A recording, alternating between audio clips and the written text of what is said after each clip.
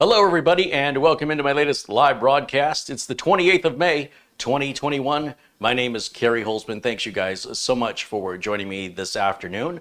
And Mitch is out of town. Mitch Morrison normally joins me here on Friday afternoons, but he's on a little vacation, getting out of the Arizona heat that's already started to become excessive.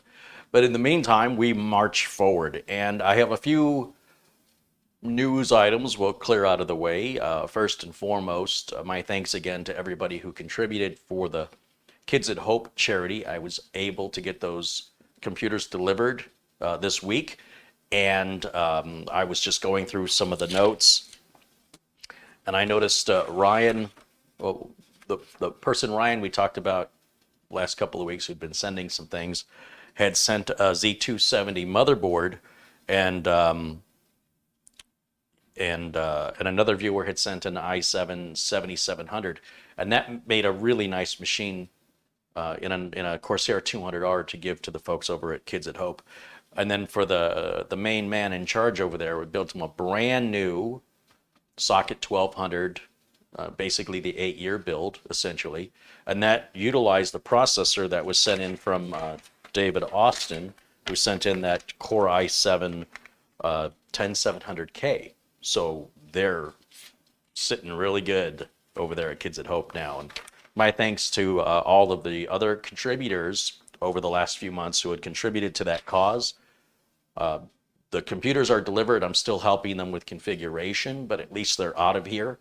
And I'm really excited because they're getting back into the office next week, as things with the pandemic start to level out and slowly return back to normal. So I think they're back in the office, not the entire week. I think they're starting about 3 days a week, something like that. And then and they'll have their new machines that they can work with. So I think that's just a great sign.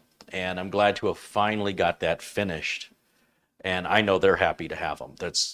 They were long overdue. So my thanks again to everybody who helped with that. A couple other things. I had a client that's moved, they've renovated an office, and they had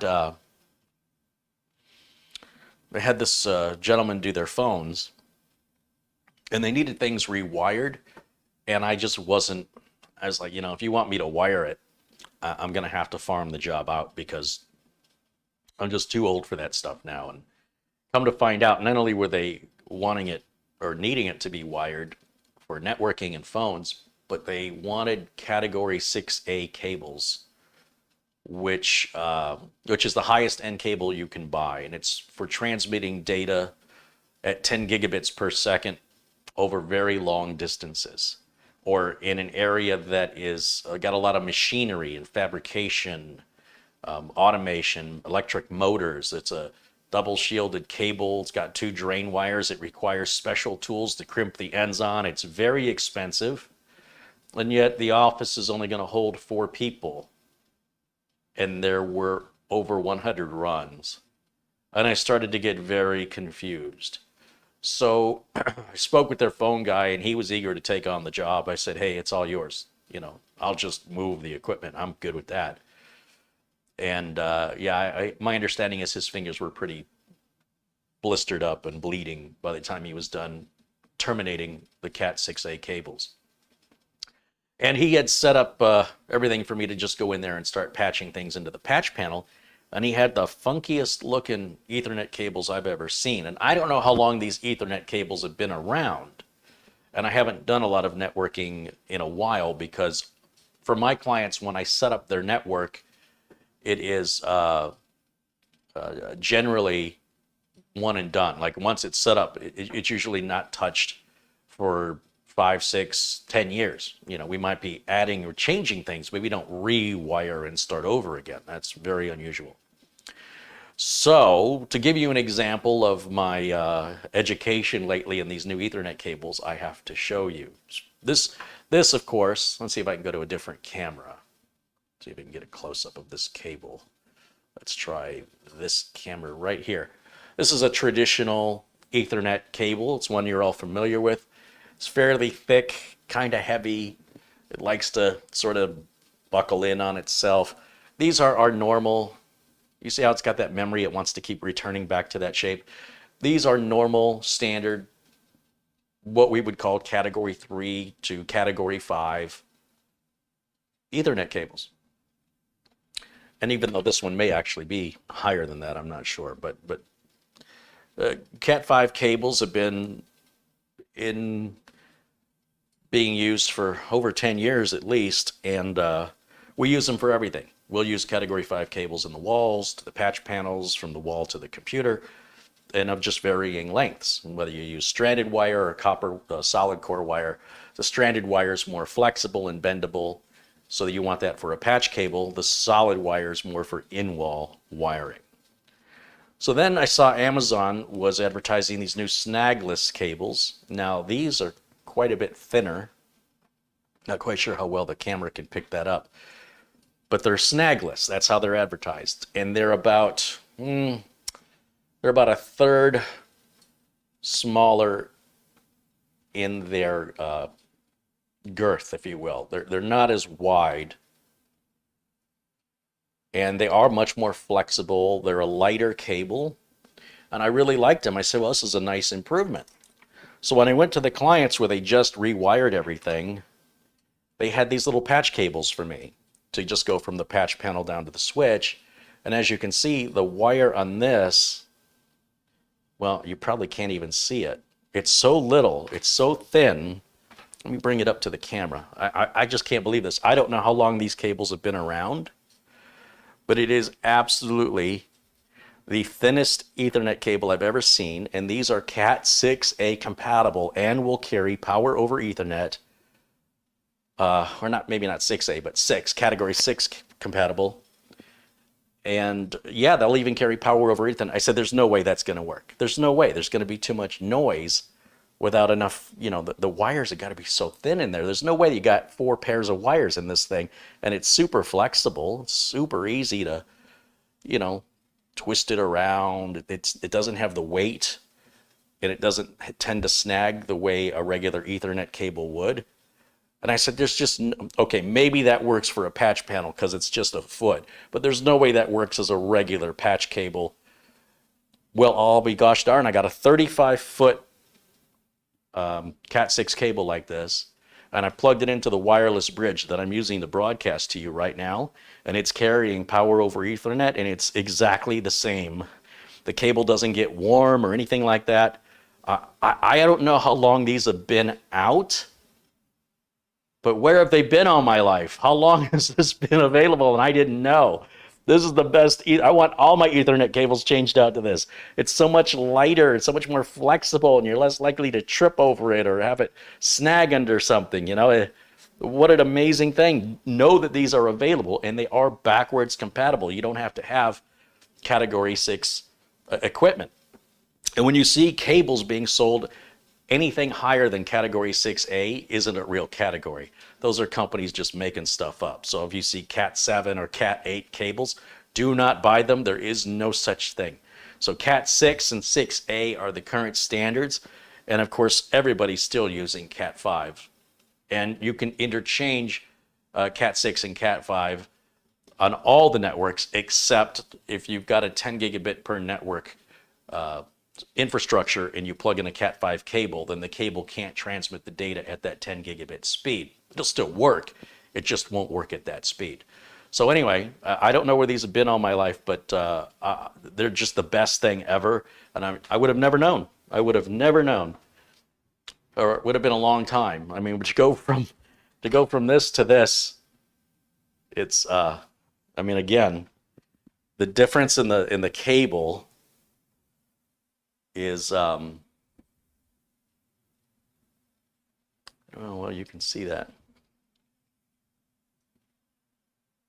It's that black cable is like the thickness of just one pair of cables in this blue one, and yet somehow there's 4 pairs in here. I have no idea how they do that.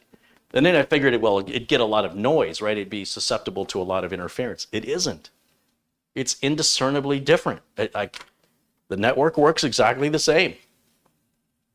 So anyway, I had to share that with you because I didn't know. I just found these Snagless cables, and I thought they were the bee's knees. I thought these were great. So much better than the thicker ones. And then no sooner than I discovered these, I discovered these. So maybe you don't know either. So I didn't know. So I'll be using these more and more and more. These are just the best thing ever. So much lighter, so much easier to run the cable because it doesn't try to create its own path. As you can tell, I'm really excited over network cables. Ian Scott Johnston says, wait till you see the 2.8 millimeter diameter Cat 6 cables. Isn't that what this is? I think that's what this is. Like if you cut this open and look at the cables in there, they're like really super fine. And there's some YouTube channels that have done that. So I don't, if you're interested in that, check it out. I needed, I got that Spaceship build and I needed speakers for it. I couldn't quite figure out what I wanted to do for speakers, but it had to fit with the Spaceship build because I want to do a whole theme. When it's all done, it'll all match this theme. And I went on Amazon looking for sort of space age Bluetooth speakers, and I found this, which is pretty darn cool. This is, of course, the Star Wars Millennium Falcon, and if we push a button here, yeah. So it's got a switch here on the side. I don't know if I can reach it. All right, we get it. There's a switch over here, which turns it into a Bluetooth speaker. You can see it lights up in blue. And there you go. You got a wireless Bluetooth speaker. But I thought, that Spaceship computer, it's not very Star Warsy. It's more Star Trekky. So that's when my search on Amazon led me to this. Now, this in and of itself is a really nice model, but it also functions as a Bluetooth speaker and creates the sounds from the show. When you push the button, you can hear the engine. If I push it again,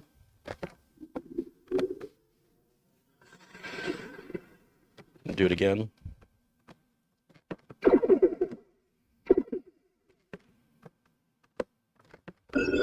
Incoming transmission. So the incoming transmission, when you connect it to Bluetooth, that's how it... You can see it's all lit up in the package. It's all blue. And you Bluetooth, this is a Bluetooth speaker. And I was really surprised at the size of it. And the link for both of these speakers is in the video notes below the video. You can see how that lights up in the box. I don't really have any way to play the speaker for you without worrying about copyright violations. So I'm not going to, but I will utilize one of these on the Spaceship build for its speaker. And if you click the link that I've got in the video notes to the Amazon page for this, it's got a little stand that it sits on. And, for the money, I think it's a good value. I think it's under $60. And, it's not a stereo speaker. It's obviously just one speaker, but it's also on its own a pretty nice model. And I think that's going to pair up really nicely as the speaker setup for the Spaceship computer. And then we'll pair that also with matching keyboard and mouse. So, yeah. Now, the other couple things, other business I need to get out of the way. Let me just set these aside. The RoboForm deal is going to end at the end of this month. So if you want to take advantage of it, you only have a few days left. You would just go to roboform.com/carry and you'll get 50% off an annual subscription, and you can buy up to 5 years on your account. You can have a maximum of 5 years. If you already have RoboForm and you want to renew up to 5 years, I'm trying to explain that you can't renew. You can't have more than a 5-year subscription on your account. So whatever you have now, you can take it up to 5 years at the discounted rate. But you've got to reach out to RoboForm support, let them know that you watched the channel and you want to take advantage of the offer. If you're a new client, well, then just go to roboform.com/carry. There is no coupon code, but you just have to spell my name correctly. So you're rewarded by spelling my name correctly with paying half price. Also, I did a lot of searching, finding you guys a reliable source for Windows 10 and Microsoft Office products. You can now get Windows 10 Pro for, I think it's $14.99. It's $15 if you use my coupon code and use my link in my video notes. And then use the coupon code CAREY. Yeah, you see a theme here? CAREY. That'll give you 20% off. So Windows 10 Pro is $15 and it's legit. It'll work. There's a 100% money back guarantee. And if anybody has any problems buying Windows or Office using my links and my videos, and you don't have a 100% good experience, I want you to let me know, and I will take care of it. I've been testing this company out for some time before I've moved forward with taking them on as a sponsor. And I'm going to try and keep that a staple here because you never know when you need a copy of Windows or Office. And the Office is not the subscription Office. It's not Office 365. You can use Office 2016 or Office 2019. Those are like $40, I think, something like that. But that's a lot cheaper than the $250 or $300 that Amazon or Best Buy will sell it at. And you don't have to call Microsoft to activate it. It's all legit. And everybody so far who's given feedback have all been 100%. I haven't had a single person have an issue. So the links for that, I'm going to try and keep in the video for the next year. Yeah, I'm going to try and make that a regular thing, including the 20% off coupon code. I'm going to try and keep that available all year round so that if you need a copy of Windows 10, you know you can come here and you can get that. And I don't know if the price will fluctuate, but right now with the 20% off, it's $15 and it's Windows 10 Pro 64-bit, no different than the $200 version pretty much sold at the stores. So take advantage of it. I've thoroughly tested it. I vetted it out. And if you run into any problems, the company is going to help you. If the company does not help you, then please let me know. And I will make sure that it's taken care of. But I don't think you're ever going to have to let me know. That's how good they are. So all the links for everything I've discussed, the Bluetooth speakers, the RoboForm deal, and the Windows and Office software are all in links in this video. Also in links on this video is this case. This is a case, this is made by COUGAR, and it's called an MX410. You might recognize this because the viewer video that was posted earlier this week is Jim, a viewer, building in this case, sharing his experience. So how's that for a coincidence? So yeah, we're gonna build in this case today. This was sent in by a viewer, but I don't know who sent it in. It's been sitting around. It was in my garage for probably 8 months, I would guess. And I just didn't have time to get around to it. So I got around to it today. And then here on the table in front of me, I have a motherboard that Mitch and I put together with, I think this is a Ryzen 3, probably with 16 gigs of RAM, something inexpensive. And that should be ready to go. We'll install it in the case. I'll get a power supply to put in there. And then this will go to one of the viewers, I'm sure. So with that, a thank you, of course, to everybody who's contributed so far during today's live broadcast. Looks like if I scroll up here, Rockin' Rob had contributed $5. He says, it's been a month since I've caught a live broadcast from the beginning. I'm looking forward to this. We'll just have to call the squirrel Mitch for today. Oh, yeah, we could do that. And then Mitch will be nutty. I like that plan. Let's see. Bryce Hosking contributes $1 New Zealand dollar, and XRod666 with $5 says howdy. And a contribution comes in from Where did it go? Michael Martin contributes 15 pounds. He says, hello, Carrie. I'm sorry I've not been able to view as often. I've been busy myself as work ramps up. I did view some of that build you and Mitch started, but not been able to catch the completed build yet. Fred Sunderman with $5 says, great work that you do, Carrie. And Rick Lakes contributes $10, says hello. And Rick Hubbard with £5. Thank you guys so much for all of your support and your generosity. Appreciate it very, very much. And yeah, I saw that Jim had built in this case, and appreciate Jim letting us share his video here on the channel. And you guys get to know each other a little better. And now I get my turn to work on this case. Now, as you can see, the case is pretty decent business, what I would call business case, right? There's no window, there's no RGB. And I don't even think this case is sold anymore. Though I have a link to it on Amazon, I don't think they make it anymore.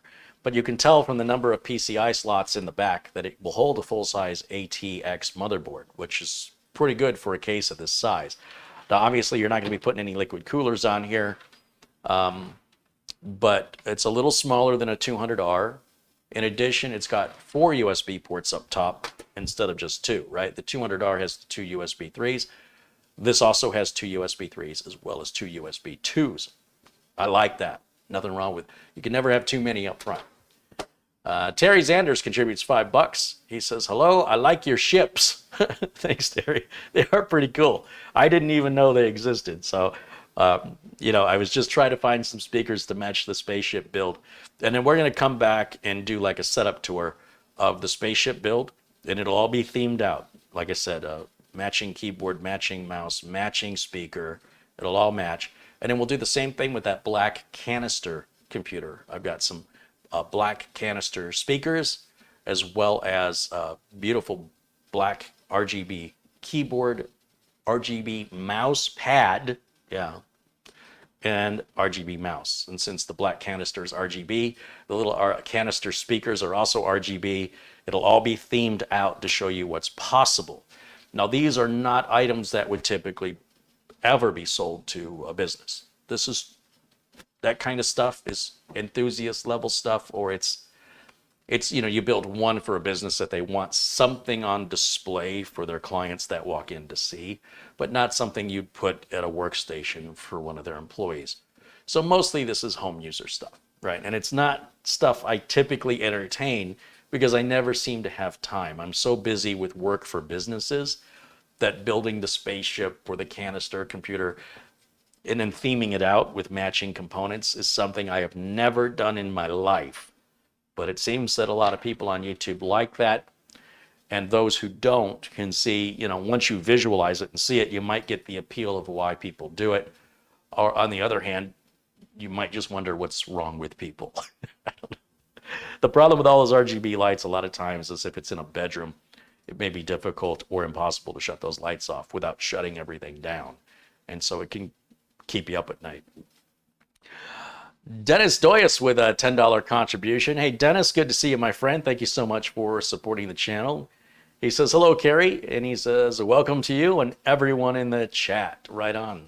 Good to see you. It looks like Jim has pointed us to a Newegg link where I'm guessing, I haven't clicked on it, but maybe the case is still for sale there. This case here. All right, well, with all of that out of the way, I suppose I can get started. And I'm going to start by simply removing, of course, these side panels from both sides. And that's pretty much the same on every build you'll ever see me do.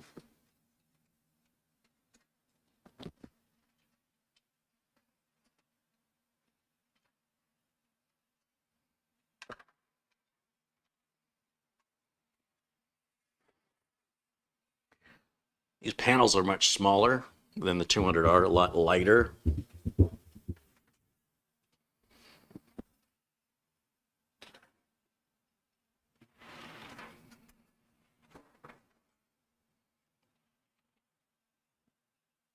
I don't think these are interchangeable, are they? Huh. So the panels are interchangeable. That's interesting. You can flip the panel around You don't have to worry about a left or a right panel. They're universal. That's nice.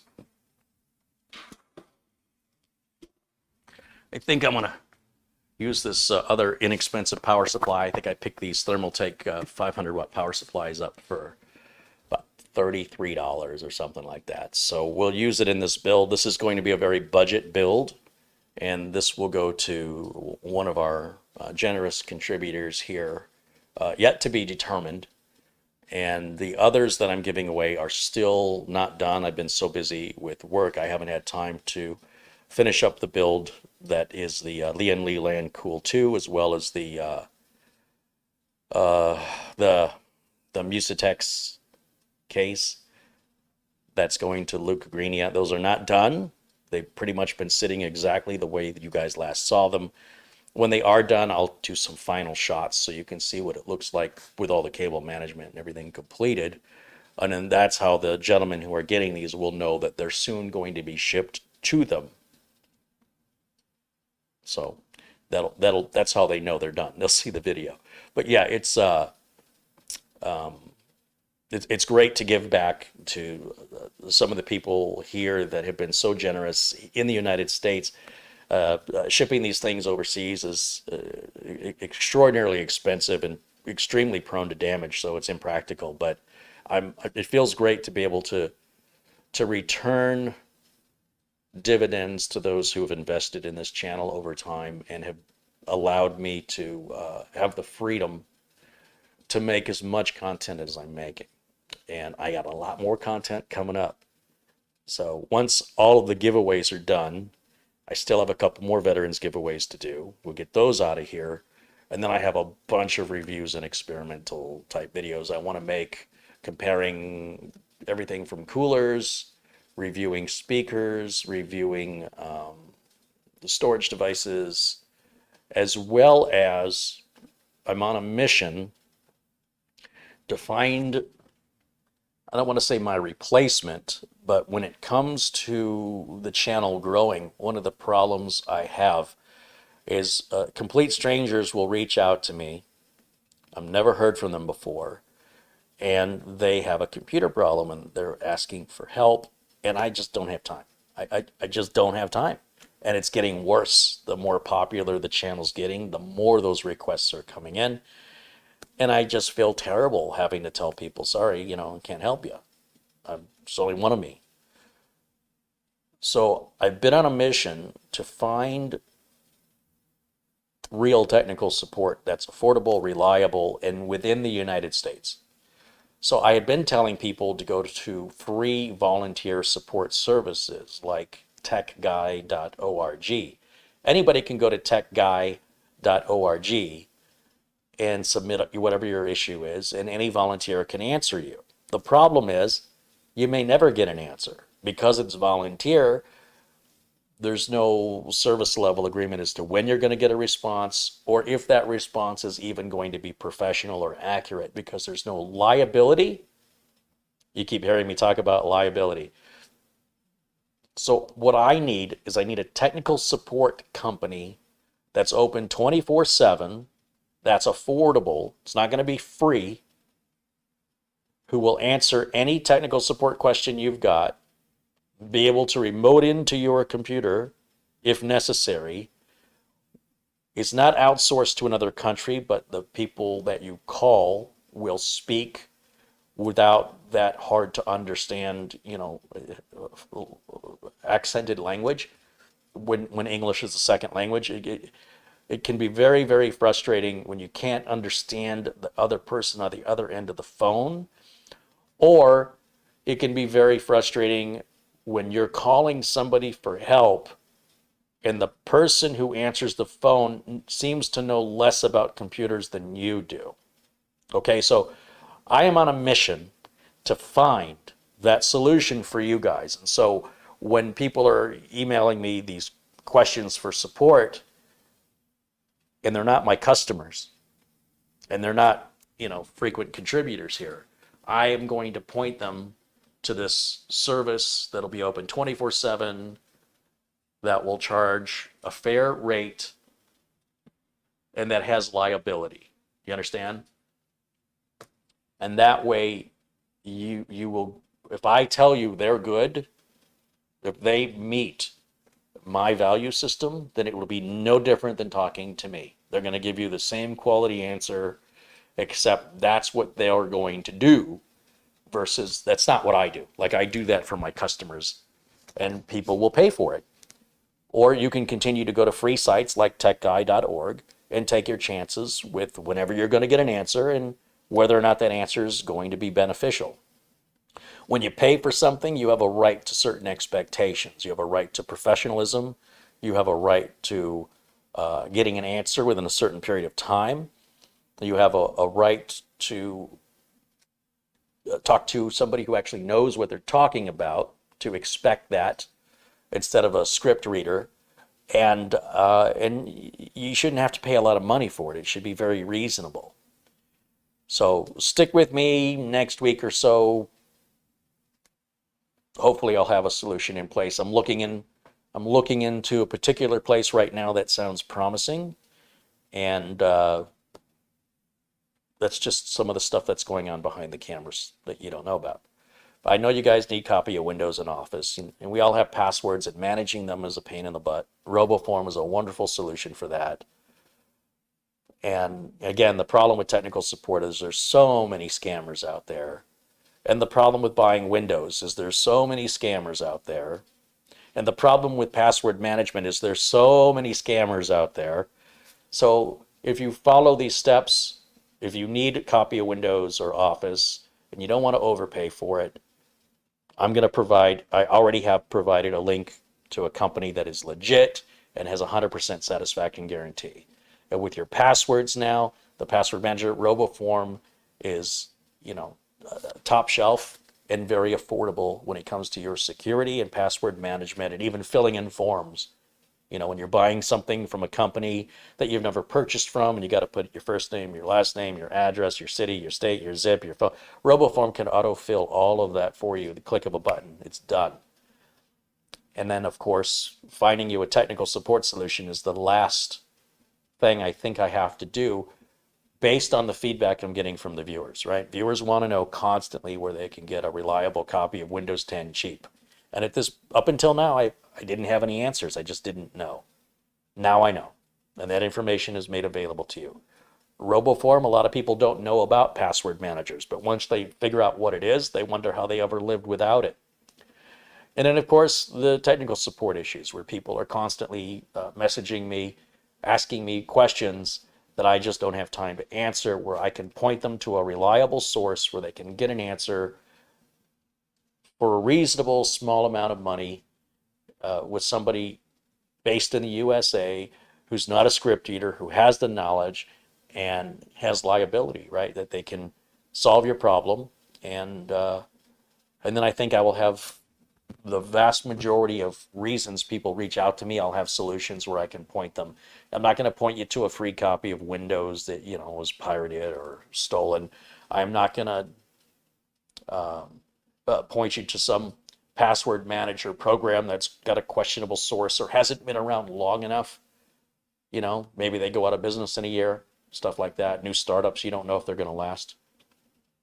So I'm sticking with companies that are established, have a reputation, are a good value. And my whole point in all of this is I'm not out for the money grab. What I'm trying to do is solve real problems my viewers seem to have over and over again that I can't solve for them, and be able to provide them with a solution that is affordable and easy to attain so that the viewer gets what they want. The people selling the service, they get a sale, and then I'll make a commission off of it. Nobody's a loser in this situation. We're not stepping over somebody or stepping on top of somebody to move ahead. This is a win-win-win for everybody. And if any of the services that I recommend to you, if there's a problem, of course, you need to contact that service and give them an opportunity to correct it. If they do not correct it, then please, I'm begging you, reach out to me and tell me. I need to know. And we'll make it right. But I seriously doubt any of you will have to do that. Russ Martin, the PC doctor, contributes $10. He says, I have been in tech for over 20 years and I work from home and got a 1 gig fiber connection. Whew, nice. Wish I had one. And then I think I missed one other contribution a little further back. Richard S. contributes $1.49. Thank you, Richard. And Mike Yazzie contributed $20. He says, hello, Carrie and everyone. Hey, welcome in, Mike. Thank you. Armando Garcia contributed $5. He says, hello, all. Uncle Carrie, I broke a customer's system, and it went really well, I think. I was honest, and I paid for it, and she even sent me a new client. Wow. Very valuable lesson, Armando. Thank you for the contribution. Yes, when you take on liability, when you work on a system that doesn't belong to you, you're held accountable for it. And a less professional person might have returned it broken and said, sorry, I can't fix it, and then not even been honest with the customer.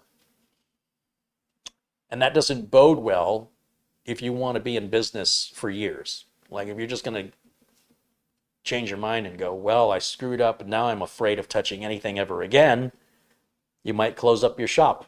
Open and close like that. But yes, we've all been there. I was there too, where I screwed something up and I had to pay to fix it. Though whatever you're paying to fix it is the cheapest money you'll ever spend on marketing and education. It's a bargain, I'm telling you. If you got to buy your client a new motherboard for $150, just do it. When it costs you money, the lesson will stay with you longer. You'll only do it once.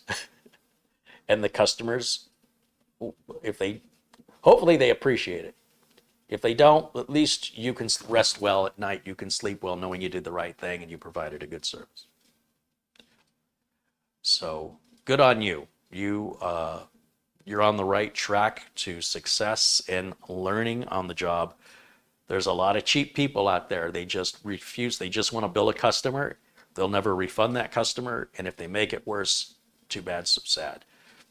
People that'll charge $100 just to do an estimate of what's wrong with the computer, I got a problem with that. I mean, unless that money goes towards the cost of the repair, then I'm okay with it, right? Because you don't want to just give somebody a free diagnostic. You go, oh, I think you got some bad RAM. And they go, okay, never mind. Because they know they can swap out RAM. And you just did all the hard work. I get that. So by taking the diagnostic fee and applying it to the cost of the repair, if the customer chooses to have you do that, I think that's a good business model. Doing it for free is what I do, but I will also diagnose it on YouTube and I'll make money from the video. But most people that fix computers don't have that as an option. Frankie's saying hello from Waterford, Ireland. Welcome in, Frankie. Good to see you. There's Gary Tatum, and there's Jim, KJ3N, and Yates Networks. Hey, look at all my friends are in here today. Thank you guys so much for hanging out with me today. Maybe I'll start working. Why not? This should be a pretty quick build. The motherboard's already prepped. Let's see if I go back to my other camera there. Again, this was a $33 power supply. It's a Thermaltake Smart Series. I can't get over how cheap it was. It's 80 plus rated. And I wouldn't use this in an expensive computer, but if we're looking to build a budget machine, you can build a pretty nice budget i5 now with a decent power supply. And you could probably do it for under $500 these days, especially now that I know we can get a copy of legitimate Windows 10 for $15. So just because it's budget doesn't mean you have to build crap. Okay? The difference between building crap and building a decent budget computer is about $50. I'm serious. Like, if you just spend about $50 more, you could build something that is going to be so much easier to assemble, as well as more reliable and probably built a better quality. Probably last a longer time. And that'll be a future video where I will do a real budget build that meets my minimum requirements, which honestly is like a Core i5. We'll do a mid-range Core i5. That MSI mortar motherboard for $70, great deal. Those Musitech cases, they're pretty good cases, although a commenter pointed out that the fans have a 6-pin connector, so who knows where you get spare fans, and the fan controller just runs those fans at full speed at all times. There's no There's no connector from the fan controller to the motherboard or to a fan controller. But other than that, they're really, really well-built cases. And I was reaching out to the folks at Musatex to see if they might want to work with me here on the channel, because that's a heck of a bargain, if you ask me. So I've got a couple more Musatex cases coming. And I noticed they have a series of ATX-style cases. There are about 8 different ones, but I think they're all the exact same case, and all they're doing is changing the front, this front bezel out, which is a brilliant idea, right? Just use the exact same housing and just change the front plastic face, and you can get a whole different look on the computer. And this gives them the impression that they have a large selection of cases, when in fact, they basically have the smaller case and then the ATX case. But on the ATX case, they've got like 8 different faces for it in 2 different colors. And even on the case I built last week with Mitch Morrison, they have that case with 2 fans in the front, but it's the same case. 1 fan in the front or 2 fans in the front, and then of course they have it in black and then they have it in white. So there's 4 different cases based on 1 case design. That's smart. If that fan controller didn't have a 6-pin fan on it, like I don't even know where you get a 6-pin fan, but somebody must sell them. And if the fan controller had just a patch cable that would go from that to a fan header on the motherboard so the motherboard can control the speeds, that would be a perfect case. Like it would be perfect. They're this close to perfect. On the other hand, because the fans always run at full speed, your system won't get any louder. I mean, that's as loud as it's going to be. It won't get any quieter either. And I suppose if you added a graphics card in there, the graphics card could add noise, depending on, you know, if you put a high-end graphics card in there, you could have the quietest computer in the world and then throw on a Founders Edition 2080 Ti and the thing will sound like a jet engine every time you work it. So it's not as though the fans on the case are going to decide the volume for everything. It depends on your hardware configuration. But anyway, food for thought. Just put that right over there. That can go over there, over there. This is my last one of these thermal takes. The first one I opened didn't work. If you remember, a screw fell out of it when I took it out of the bag, and we did the build and the build didn't power on. And I thought, you know what, I bet it's the power supply, because screws aren't supposed to fall out, pretty sure. And it was the power supply. We diagnosed it and repaired it live on camera, as always. I reached out to Thermaltake on their website, submitted an RMA request. They immediately approved it and gave me the instructions on how to ship it back with a pre-printed label. I still had to pay for the shipping, but I just cut the address out, you know what I mean? Printed it out, cut it with scissors, and taped it on the box. And I had to pay for the shipping of the power supply back to Thermaltake, which was like $12 or $13. And then Thermaltake sent me back brand new in a box, a whole new power supply. Now, how Thermaltake made any money on that, on a $33 power supply, you got me. You'll notice I'm primarily using EVGA power supplies because I've only seen 2 go bad so far.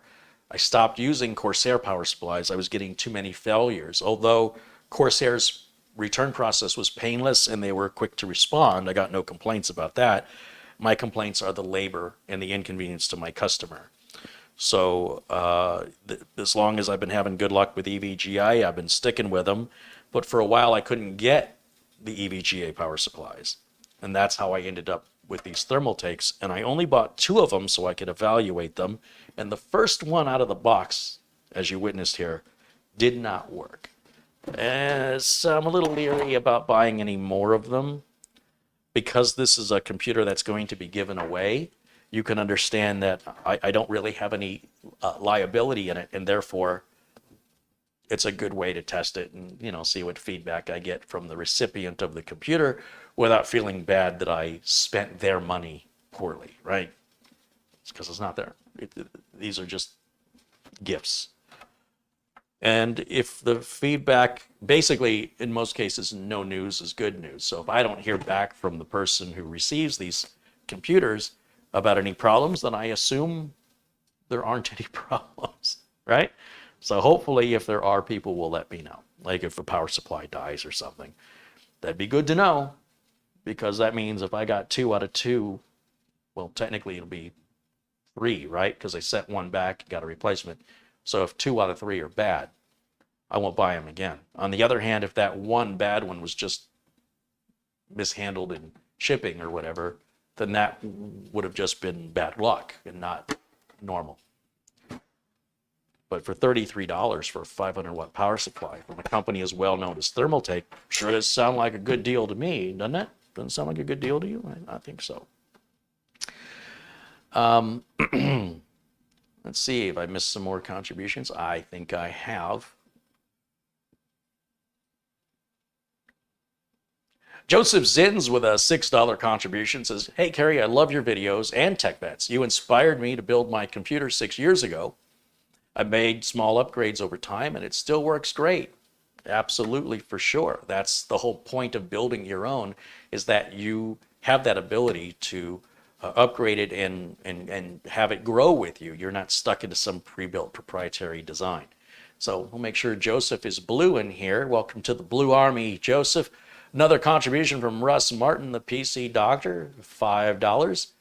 He says, "I'd like to talk with you offline about helping with remote support. I'm a night owl too. I got the setup and lots of time. I'm in Arkansas." So I get these offers all the time, and you have to understand that I've never worked with you. So I cannot just hand my customers over to a complete stranger on the internet who makes claims. I would have to work with you for probably 2 or 3 months before I would trust you with any of my customers. And that's just a universe. I'm very, very protective of what I have built. I have worked far too much. I mean, if you've got time on your hands, then you understand when I say I've got a lot of work, you understand how much work it is to get the work. So I'm not just handing that work out to people. I have to know you. I have to trust you. I am not going to put a complete stranger,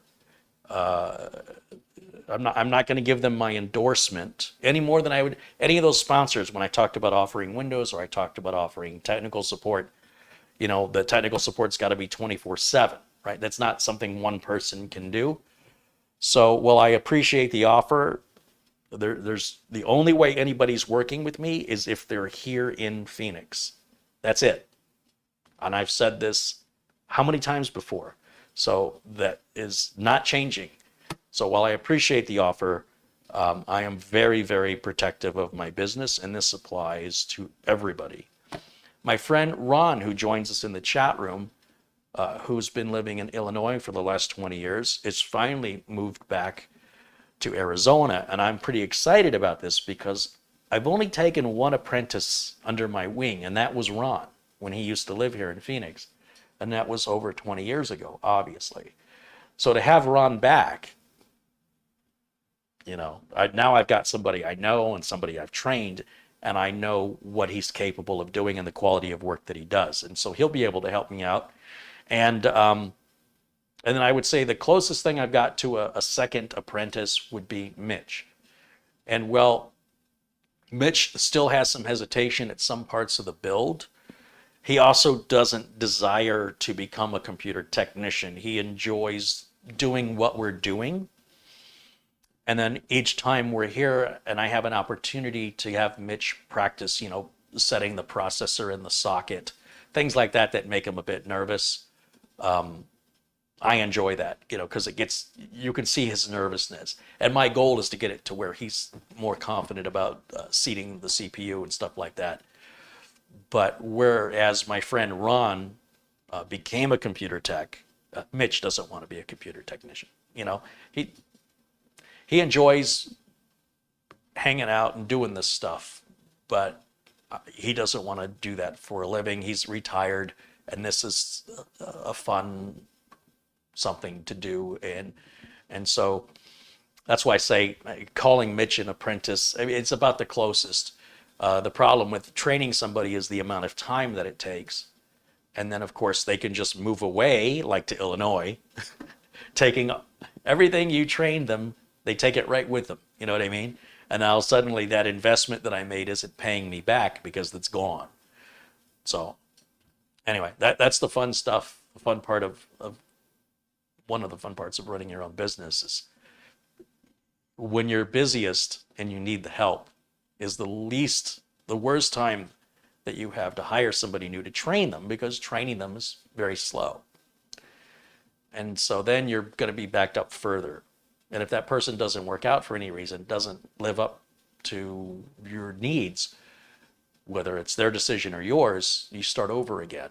And now you're going to be even more backed up. So apparently the best time to hire and train somebody is when you don't need them and when business is slow. But when business is slow, then how do you pay them? What are you paying them with? So it's a little difficult sometimes when things get super busy. And that's why the turnaround time on these builds is as long as it is.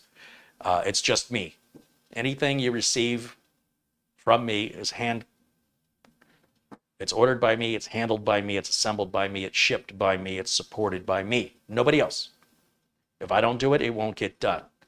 And there's a certain appeal to that for some people. They go, okay, I know the only person that's ever going to answer the phone when I need help is Carrie.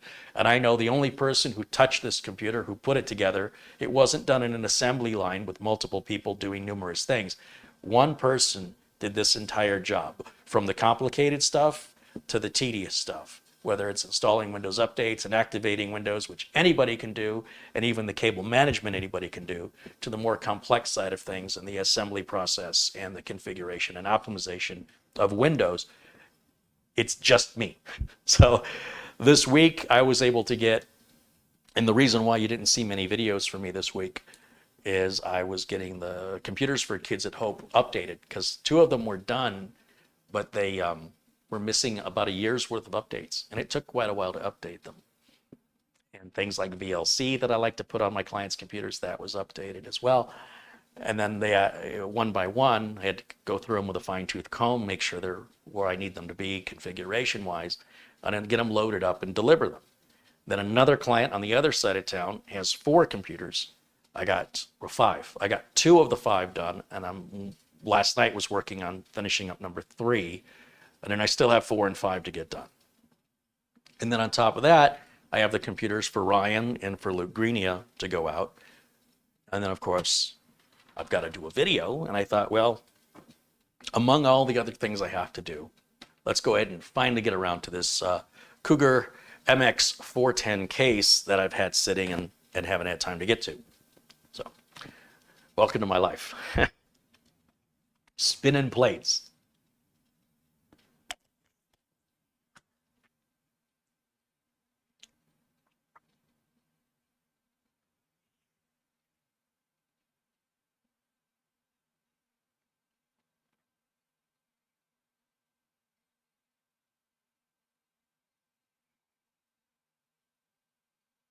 Hey, there's Mitch Morrison in the chat. Mitch had sent me a picture.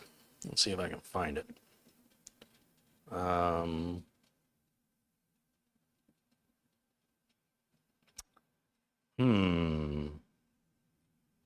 Mitchell Morrison. So Mitch drove out to Colorado, where he is now, and hopefully we'll get a little video or hello from Mitch, and well, he's on vacation. Hint, hint, nudge, nudge. But here is on his road trip to Colorado. I guess you go through Utah. Now look how tiny Mitch looks. He looks different there than he does standing next to me. If I was in that picture, I'd be like, you wouldn't even be able to see me. If there was an eye in Moab, I'd be like the little dot over the eye. Anyway, hopefully he's enjoying the cooler weather and visiting with family out there, and we miss you. And I got nobody to boss around and tease except for myself. So, you know, I need somebody to abuse, so don't be gone too long. My friend Ron's not ready yet. He still has to unpack the car. They just got here like yesterday, so I'll be putting him to work soon enough, don't you worry. And then we've got Madi in the chat room. There's Zero Core, AJ Haberkamp, Robert Simons, Steve-O Reno, Matt Power, Eric Hildebrand. Welcome in, everybody. It's good to see y'all. We've got, how many people are watching right now? About 550 people. Hey, if you want to, let me know where you're watching me from. Where in the world are you? Or, I don't need your street address. But, if you're in the United States, what city and state are you in? You outside of the U.S.? What country are you in?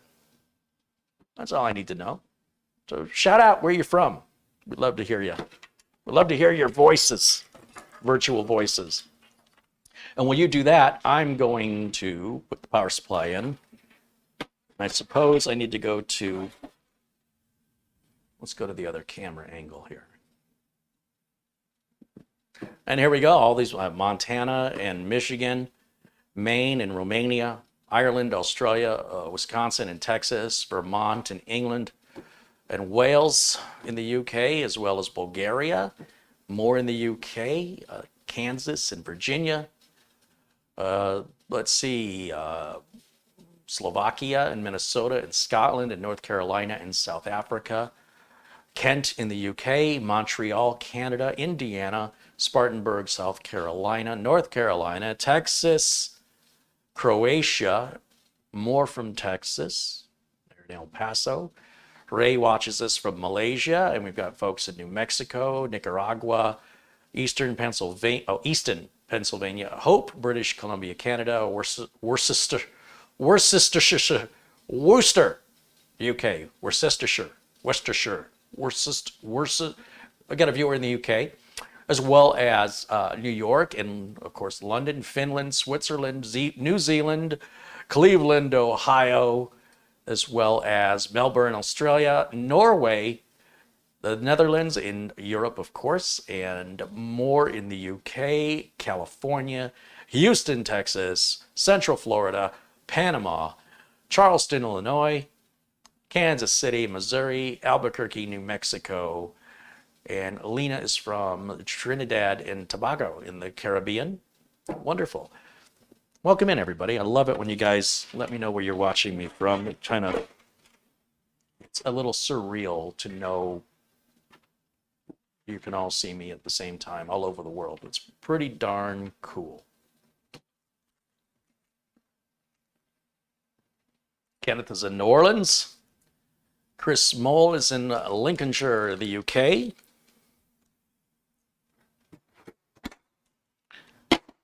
And let's get this power supply installed.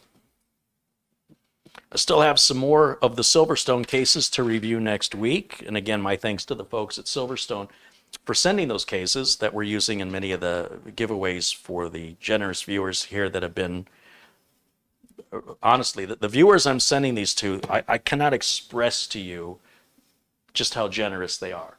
And while I appreciate all the contributions, when someone's giving me multiple hundreds of dollars, you have to understand they're basically financing many of these shows that I would not have been able to do at that time. The amount of content that I'm able to make now, essentially, I could do a video a day financially for the next 3 months at this point. And I have the content. Like I have no shortage of ideas of videos I want to make. But the problem is I still have to pay the electric bill and the rent and the car payment, blah, blah, blah, blah, blah. And so I try to balance working as an IT technician with sharing my knowledge here on YouTube, and YouTube does not pay very well. So with the viewer contributions like that come in, and they're so, when they're large like that, they're investing in me. And even though none of them expected anything in return other than encouraging me to make more content, it is an honor and a blessing to be able to send these computers to them. It's a way of saying thank you. And again, nobody was expecting that. Nobody knew this was going to happen. And that's what makes it genuine, right? They weren't giving to get something in return other than to support what I'm doing to encourage me to make more content. And in doing so, I'm making content featuring computers I don't have any use for. I don't personally need them. And I go, what do I do with these? Do I sell them? And then if I sell them, what I put it on Craigslist, and I got to deal with a bunch of emails coming in. They're going to ask me a million questions. This just ties it up neatly in a bow. And yeah, it just all kind of worked itself out. I never planned for this to happen.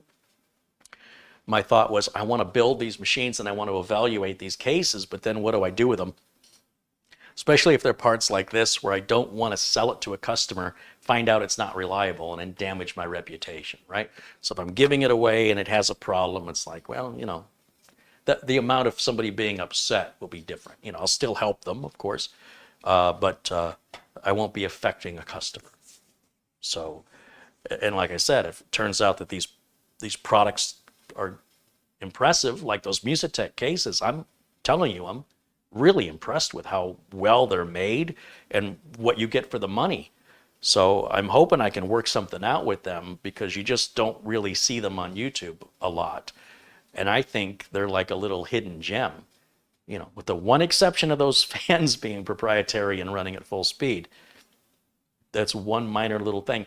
And you could buy new fans. You know what I mean? You could take the fans out of it, put your own fans in, get rid of the RGB, and just go with a standard 3 or 4 pin fan if you wanted to. It's not like the fans have to stay.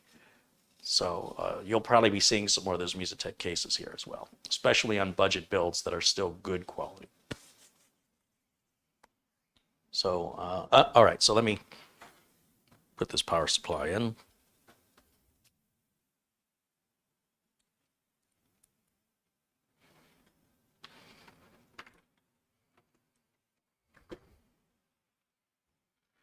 Also got some more upgrades to the studio that I'm working on, including an overhead camera.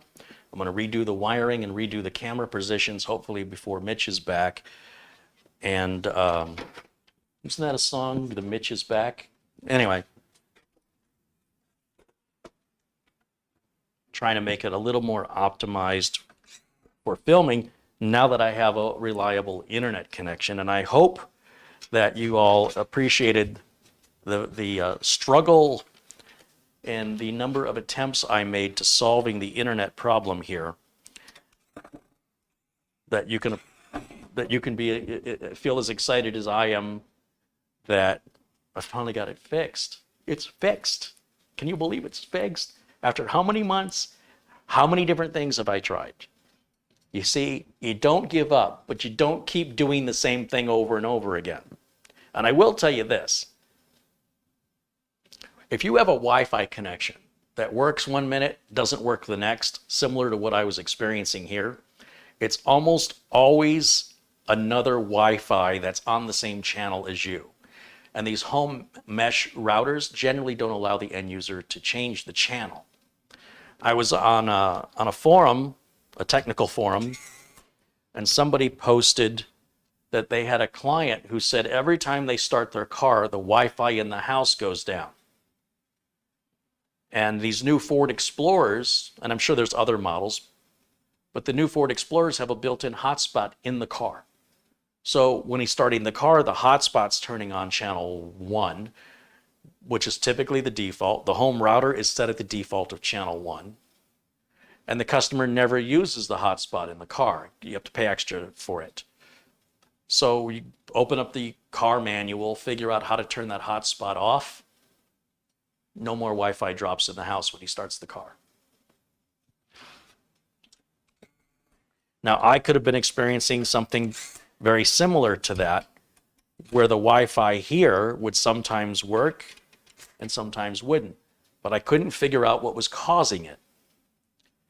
And strangely enough, the neighbor across the street recently bought a Ford Explorer with a hotspot in it. And the reason I know it's not that is I was having the problems before he bought that car. But still something for you to keep in mind if you're diagnosing a computer Wi-Fi issue. Also, what was the other story I heard? Another tech wrote that a customer said that their calculator kept popping up on the screen randomly. They close it, it would reopen. And sometimes it would do it over and over, and then it'll stop, and then it'll start again. Well, that sounds to me like sticking, some keyboards have a quick access button on the keyboard, like a media button, and you push it, it brings up the calculator. So it sounds like it's a sticking key. He says, well, what it turns out is the customer bought a new keyboard and mouse, but they never unplugged the dongle in the back, the Wi-Fi dongle. They just plugged the new one in. I see people do this with printers all the time. They never, very rarely do customers ever uninstall their printers. They just unplug them. And, you know, I'll look in the add remove programs list and I'll see 8 printers in there, and I only see 1 printer in the building. And they go, oh, we don't have those printers anymore. You know, well, uninstall them.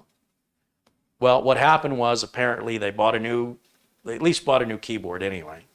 And they put the old keyboard in a closet, and it was leaning on something. And whatever it was leaning on was hitting the calculator button. Now, at the very least, they should have turned the keyboard off. There's usually an on-off switch on a wireless keyboard. But they also should have removed the little Wi-Fi dongle. But I realize people don't know what all that stuff is. They wouldn't know what it looks like. And that's fine, you know, if they left it in there. Just at least remove the batteries from the keyboard or switch it in the off position. Or you end up with those kind of ghosts, right? Rural Undulation says he just got RoboForm for 5 years. I'm telling you, it's a good deal. $11.90 for RoboForm is, you know, per year. That's a crazy good deal.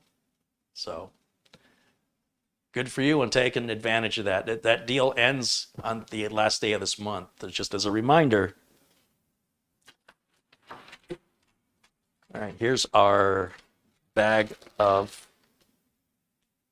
instructions and screws and hardware for the rest of everything in the case. It's a nice Ziploc bag. It's like a normal sandwich bag that you'd buy at the grocery store. I don't have to get any scissors. I don't have to rip the bag apart. I can actually reuse this bag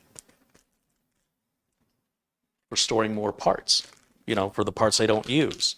Like this bag is sealed on both ends. So when I open this bag, I'm not going to use all these screws. So I would have to get a bag. Typically, I get a Ziploc bag and store the screws in the bag. Well, now I'm making a big deal over a bag, but I mean, think about it. Ecologically speaking, this is better for the environment. I don't have to be inconvenienced by using my own bag. I can reuse what they sent me, and everything stays organized and together. I have an incentive. If I'm too lazy to use my own bag, I have an incentive to keep using this one. That's a first from any case manufacturer, as far as I can tell.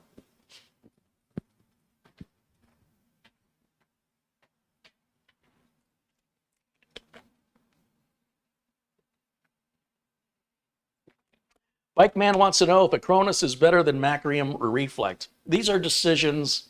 Anytime you want to know when something is better, you have to decide that for yourself. I can't tell you if the steak tastes better than the chicken or the fish, or if the onion rings are better than the French fries. You have to taste it. And you will like things for the reasons that you like things. And other people will like things for the reason they like things. If we all like the same thing, then there wouldn't be any more than one product, right? You just have one. The reason that there are multiple products is that they appeal in different ways to different people, or they don't appeal in different ways to different people. Nobody can tell you what's better other than for their own reasons, which are likely a different value system than your own. My advice is for you to download the trial versions and decide for yourself. Whatever one you like better is the one that's right for you. Don't be afraid. Nothing is better than experience. Viv Penelrook has contributed $7.99 Australian. I did my best on your last name. I apologize if I've gotten it completely wrong. And Yedis Maximus joins us saying hello.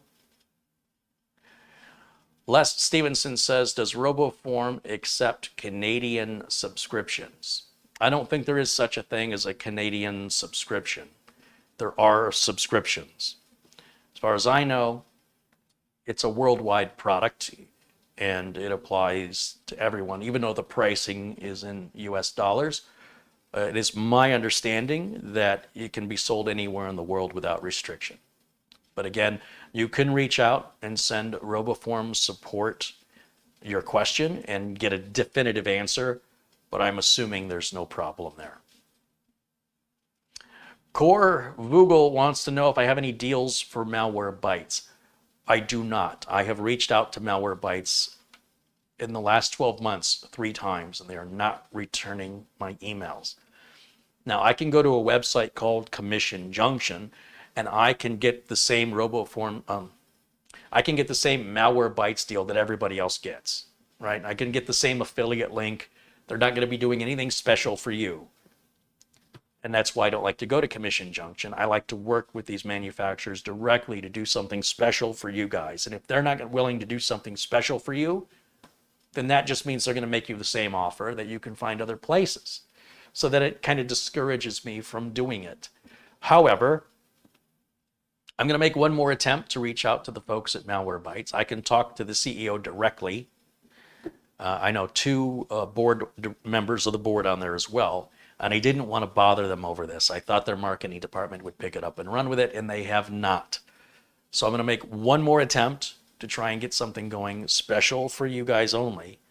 And if I'm unsuccessful because I still like the product, then I'll just go to Commission Junction, generate a generic affiliate link, and you'll get the generic discount that other bloggers and content creators offer, which, not my first choice, but I do want to be able to offer you a solution. It is a product I recommend. I just, obviously, when I like a product, there's nothing better than working with them when we can mutually appreciate each other, right? The manufacturer of the product appreciating what I'm doing, and then me appreciating what they're doing. I don't see any reason for Malwarebytes to not return my emails. So I'm going to assume they just, fell through the cracks. Give them the benefit of the doubt, and we'll just try one more time. So for right now, no, I don't have any Malwarebytes discount. But if you Google Malwarebytes discount, there's plenty being offered around from bloggers and content creators. It is another thing I'm working on in the back, but how long do you wait before you become a pest and email before you just give up and say, never mind, I'm sorry I reached out. And in the meantime, you could be coming to a completely false conclusion because maybe for some reason the emails aren't getting to the right person. Gary Tatum contributes $20. He says, I took advantage of the Windows 10 and the Microsoft Office deals from your channel, but the one I loved best was RoboForm. I don't know how I made it without it over the years. Hey, Gary, thank you so much. I appreciate that. The important thing is that you understand the difference between me and most content creators. I am a terrible businessman. Terrible. Because most content creators will take any sponsorship offer, anything. And their attitude that I hear a lot is, it's not my fault if it's a bad product. It's not my fault if you wasted your money. And I'm like, you're an influencer. People trust you. Well, I never said that I liked the product. I just told people about the product and where they could get it. Well, that implies that you like it. No, it doesn't. Yeah, I'm not that guy. And I could probably make a lot of money if I was that guy. But your trust is really important to me. And I think that I will do better over the long term financially by keeping it honest and only selling things that I would buy myself or that I would sell to my customers. Keep it straight. And I think that builds a trust that's pretty rare to find, where somebody's just not doing something for the money. I'm really working as an advocate on your behalf to get you deals on products that I use myself and I use in my business. And so if a product is not something I use myself or in my business, but I still want to show it off, like, something silly like this, I'll give you the link to Amazon. I'll make a commission if you buy it. And if you don't like it, Amazon has a very generous return policy. So I'm confident in that, right? So that's kind of the way I look at the world. You know, I sort of see it as my duty to look out in the interest of the best interest of my viewers. And I think that's going to harbor a much closer relationship with me and you than setting this dividing line that says, you know, you're only my friends when I'm live on YouTube or something, like other content creators do stuff like that. You know, that's just my job, and you're just a part of my job. You know, I don't think of you guys that way. I think of you as my friends, and like I treat all my friends. If I see a deal, something that I think is a good bargain, I want you to know about it, whether I make money on it or I don't. Like those Klipsch speakers, I think they were like down to $89 at Costco. I didn't make a penny off of that. We probably, as a result of that video, I probably sold 200 or 300 pairs of those speakers, if I had to guess. And I don't care that I didn't make any money on it, because the people who bought them all universally agreed they're some of the best sounding speakers they've ever heard. And some of the cheapest speakers at that level, like nothing at that $90 price point. When you listen to speakers, there's nothing anywhere close to those. And people are like, hey, thanks for letting me know. I had no idea you could get speakers this good for this cheap. Well, that thank you was my payment. I didn't make any money on it. So I'm always looking out for you guys, for whether there's a financial incentive for me or not. And that's why I'm just a terrible businessman. But that's okay.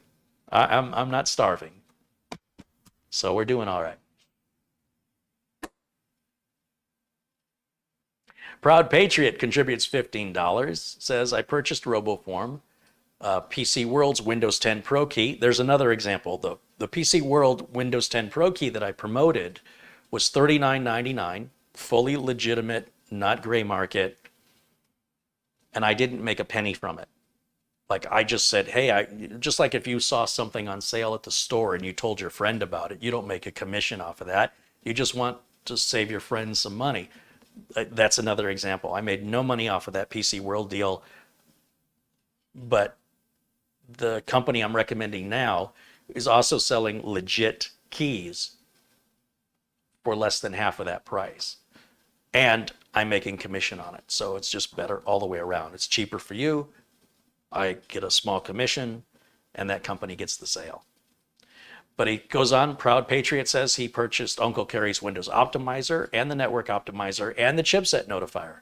He says, thank you so much for the discounts and the great information that you provide. Well, thank you for, again, supporting the channel, and I'm glad that you see the usefulness of these utilities and that you see it's not a money grab. I'm just not out here peddling nonsense. I'm not selling pet rocks, and I'm not selling good feelings. I'm selling useful, reliable, sound services and products that I have tested and verified very, very thoroughly. Things do not easily get my recommendation. That is something that has to be proven. Companies make all kinds of promises, right? And my thing is, I don't take these companies on their word. I give them the benefit of the doubt, but I'm skeptical until I have some experience. And the longer the experience goes on over time, the more solid that referral or that recommendation becomes. So that to the point where I'm just so confident that I know you have nothing to worry about. And it has to kind of reach that point for me to take them on as a sponsor or for me to promote it here on the channel. So it's a pretty fine filter potential sponsors have to get through with me. And that keeps me from getting rich too quickly, because nobody would want that to happen. So that's why I say, if you ever have a problem with a product or a service that I'm recommending, you need to tell me. Not only so that I can help you to make it right, but I might I might not want to have them as a sponsor anymore. If it's hurting my reputation, if it's causing my viewers some distress and they aren't doing what they're supposed to be doing, well, I'm going to find a replacement for them. You understand? I'm not going to have you guys be inconvenienced. or have something misrepresented. So if I'm aware of it, of course, I want to give the company the benefit of the doubt to make it right. But if it keeps happening over and over, or if the company doesn't make it right, they're getting pulled. Simple as that. So when you see me talking about stuff like the Windows keys, a RoboForm, a Acronis, these are tried and tested. They've gone through the entire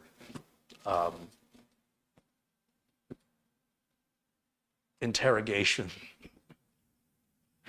Like I said, there's some companies that won't deal with me because they're like, if we got to go through all that, it's not worth it. And I'm like, okay, bye. You guys have no idea what's going on the other side. I get companies reaching out to me constantly. And a lot of times they're China-based companies where English is the second language. And the emails they send are in broken English. And I wonder what's going to happen for support. Like if I review your product and I recommend it to my audience, and my audience has a problem with your product, how do they return it, or how do they reach out to support? And a company's got to be available to be accessible to their customers for support reasons. They can't just offer a product cheap. It takes more than that to get my recommendation. So, yeah. See Stan Ristov and Kaizaisen, Alex Jakuk, as well as Frank Jimmy's joining us in the chat, and Samuel Ramos, Kenny Whidden, and Catherine Anna Hauserman. Welcome in, friends, and many, many others. With the power supply installed, after an hour and 20 minutes, I have the power supply installed, which should take about 3 minutes. We're hanging out. Just hanging out. Take your time.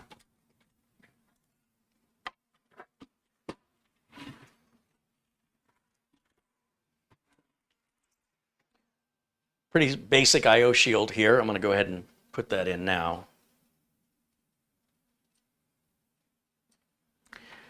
The tech vlogs contributed £5. I missed that. Thank you. I don't know what you said. The message was retracted. Yates Networks with $3.99. It says, thank you, Carrie. I appreciate you. And as I can do more, I will. Just being here and being kind is all I ask. I appreciate that. Ian Gooch with a £10 contribution. Hey, thank you, Ian. Madi Yoel contributes $10. Hey, Madi, thank you, my friend.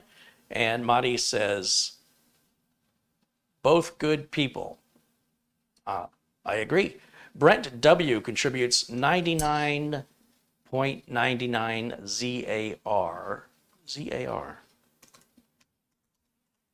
I got to Google that. What is a ZAR?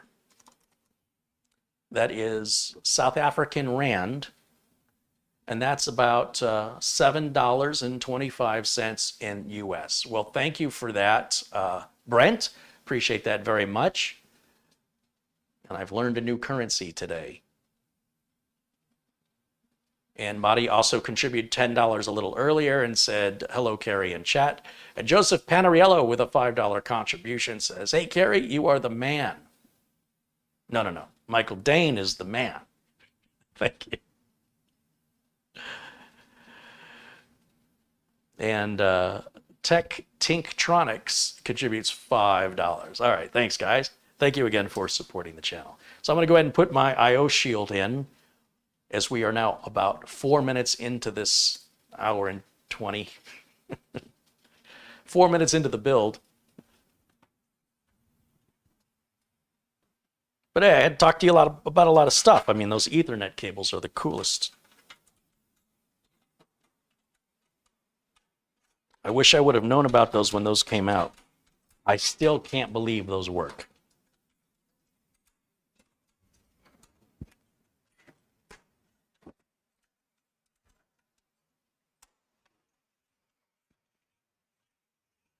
Okay, I/O shield is in.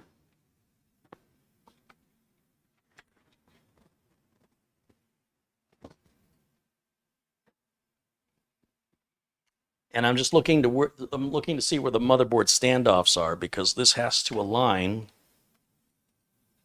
This is a micro ATX motherboard. The motherboard is it's a Gigabyte. I think it's like an A320. It's a couple of years old, but it's never been sold to anybody. It's mostly was used on a tutorial video Mitch and I were working on about 2 years ago. I think that's where this came from. Or this is the one that was in the original side-by-side virtual build I did with Steve Bass. Anyway, it's a budget. It's a low budget system.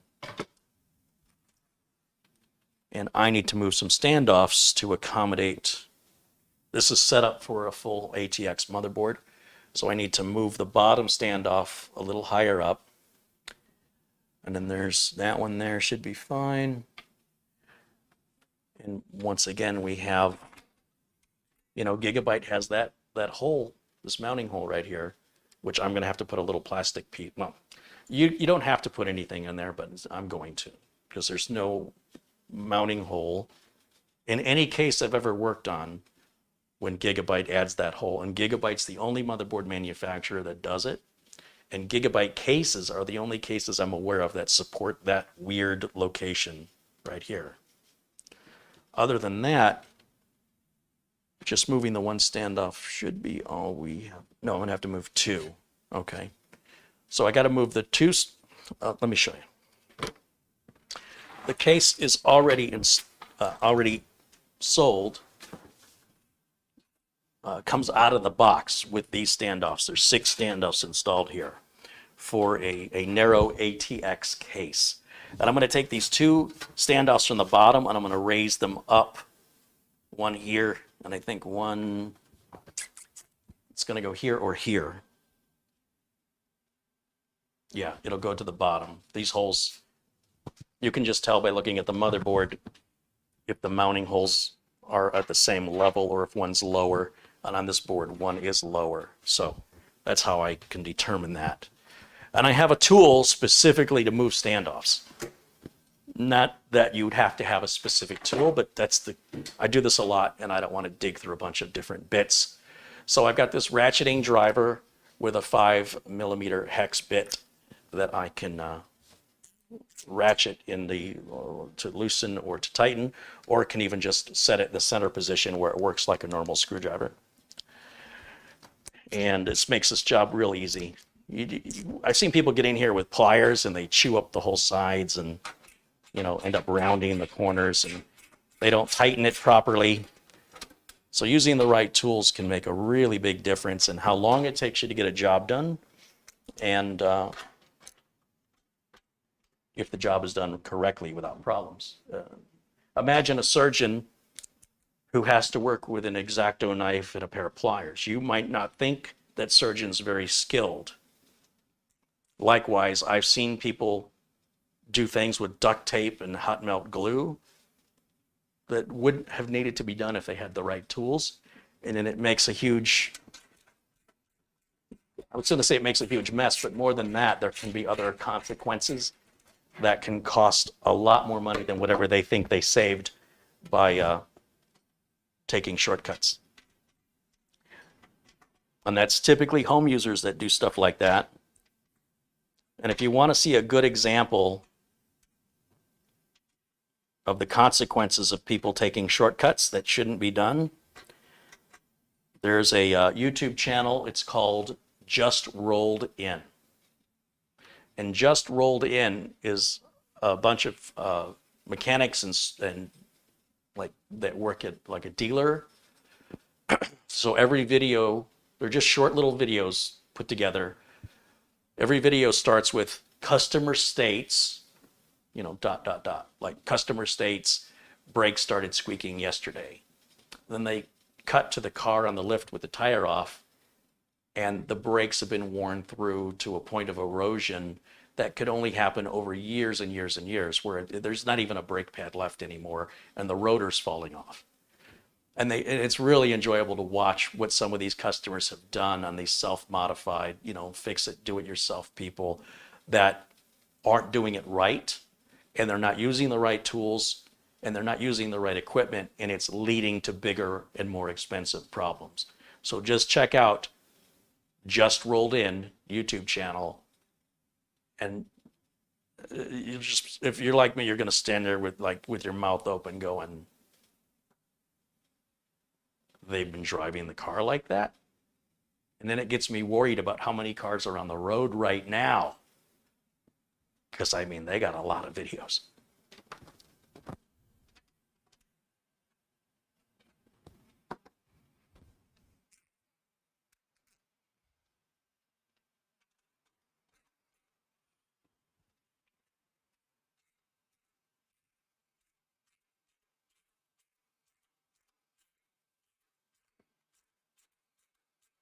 You don't want to over tighten these because they will strip out. And when they strip out, and this one is stripped out, it'll just spin and spin. It'll never tighten. And that looks like about where we're at. On these less expensive cases, that's more prone to happen. You know, we experienced that on a couple of the Silverstone cases, but my contact at Silverstone said that that's unacceptable, and that they were able to identify a batch that went out where they were stripped out, and that problem has been confirmed and corrected. And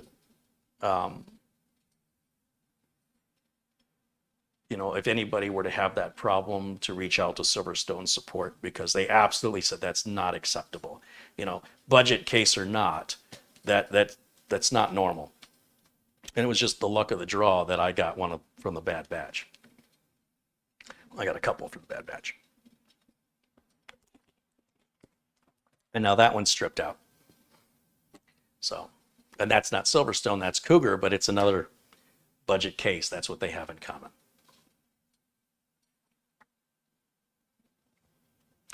Samuel Ramos contributes $10. A newcomer 8771 contributes $5 and says, "Hey, Kerry, I'm sorry I have not been able to watch a live stream in a while. Keep up the great stuff, and I love your content." Hey, thank you so much. Thank you, Sam and newcomer.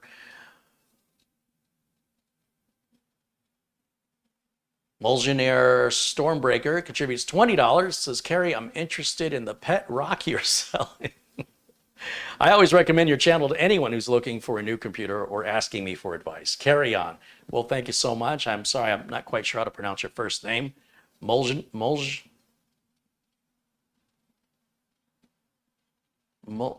I'm not quite sure. But thank you. Stan Ristoff with £1.99 says, "How about Stan the man with the plans?" Sounds good, Stan. Marty contributes again $20 and says, "Hello, Kerry and chat." Hi, Marty. Everybody say hi, Marty. Come on. Give him a shout out. Let's show him some love. And Marty with another contribution of $5. And I don't know why he posted an address in the chat room. I am going to remove this from the chat room because don't take it personally, Marty, but you shouldn't be posting your or somebody's address in the chat room. I'm sure that was a mistake. I don't know what happened there, but we'll try and look out after you here. In the meantime, let's see if I can get this motherboard installed. Thank you all for your support and your generosity.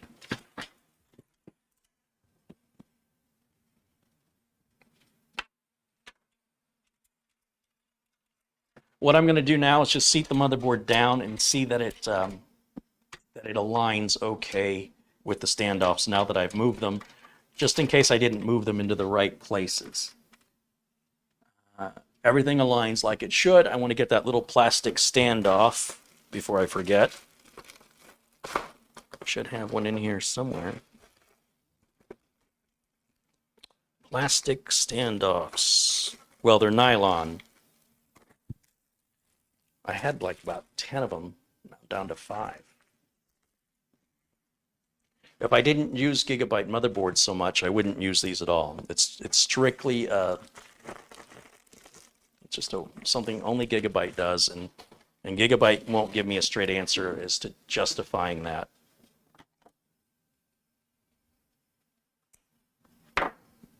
So what are you going to do? You know, I like the product anyway. So I'm just going to take this little plastic stand off. I'm going to place it right here at the end of where there is no mounting point in the case or in any case that I've worked on. And yet Gigabyte continues with diligence to adding a mounting hole that pretty much most case manufacturers do not accommodate or acknowledge. What are you going to do?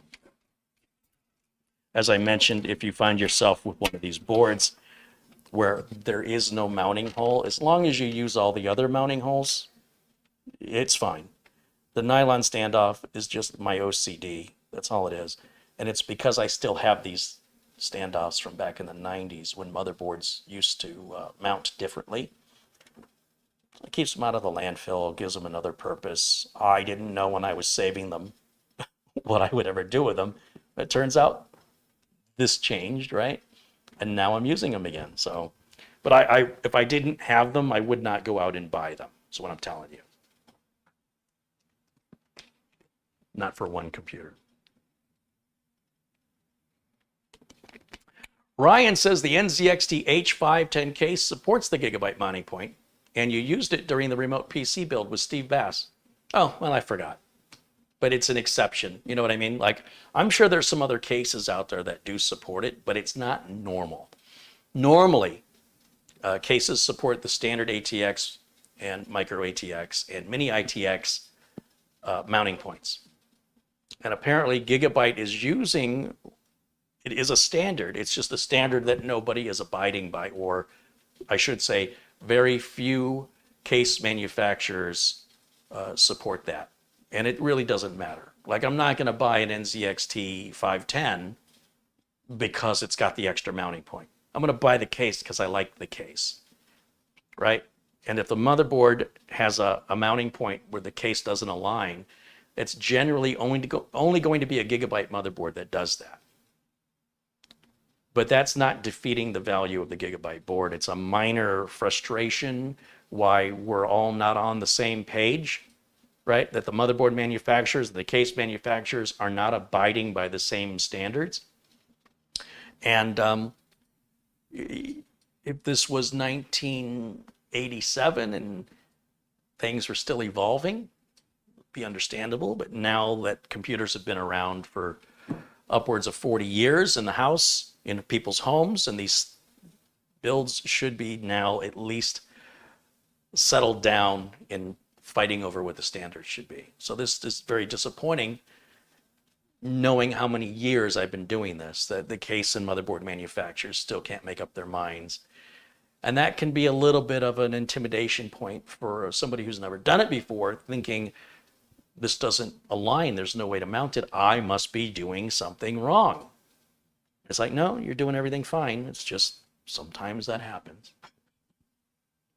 Really, after 4 decades, they still can't? Yeah. But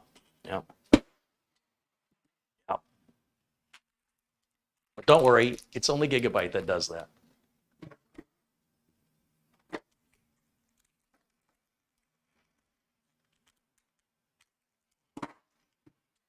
So in the bag of mounting hardware that I just opened up here, in fact, let me just get rid of some of this trash.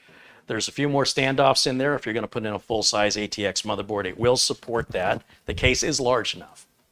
There's room up in the front of the case, as you can see, for 3 fans.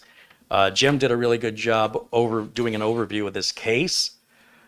And, you know, now that I look at it, I suppose you could put a 240 or 280 millimeter radiator in there in the front. There is space for it for sure if you want it to liquid cool. But, you know, when it comes to a budget computer, it doesn't make any sense why you would put an expensive cooler on a budget computer. That just seems like an odd thing somebody would do. Budget computer wouldn't need a liquid cooler, wouldn't run that hot. Now, I'm not quite sure which of these screws, actually I can find out right now. I'll just take a spare stand off. Well, that's definitely not the right screw. Let me get my glasses and see. These are all fine thread, fine thread. Ah, here we go. This should be the motherboard screw. It's a short coarse threaded screw. We don't want a screw that's going to be too long. It's just going in the little standoff. And this should hopefully be the right size. No, it's too big. So let me go back to the fine threaded screw. It just feels too loose, but maybe it's just... It's got to be one or the other. Oh, there it goes. Okay, so it'll be the fine screws that are normally used like for installing 2.5-inch solid state drives or optical drives. These are the fine screws. Different motherboard different case manufacturers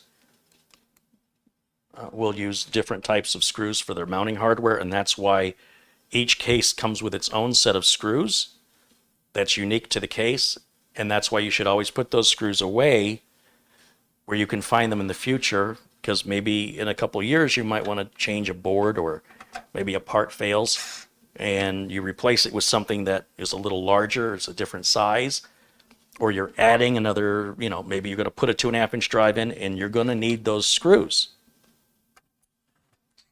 Once again, each case manufacturer decides. So it's not necessarily as simple as just taking screws from a different case. There's a very high likelihood that they will not fit. So I always keep all the spare parts for, any unforeseen issues in the future. And sooner or later, even if it's just because you want to upgrade something, nothing broke, you just want to upgrade it, you're going to need those screws. So your life will be much less stress if you put the screws away, where you can easily find them when you need them. There you go.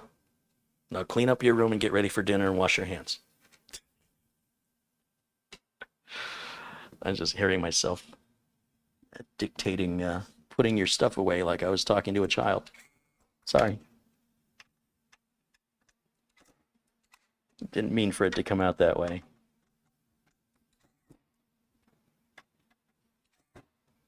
But you can imagine in my line of work, show up at a customer's location, I have to do something relatively simple. Where's the screws? Customer goes, what screws? The screws that when I sold you the computer, I gave you a box, and in the box it had all the spare parts. Do you still have that box? Oh, I've got it here somewhere. And then I'm standing around waiting and then determining if I have to leave, go back home, get a screw, and then drive all the way back to the customers. So that's why I get so passionate about that. It drives me crazy. So all the spare screws, and I'll even put the motherboard documentation back in this nice little Ziploc bag that they've given us. These nylon zip ties, I'll put these away for right now, but we'll use these later when it comes to doing the cable management. So that is our board installed. And let's see.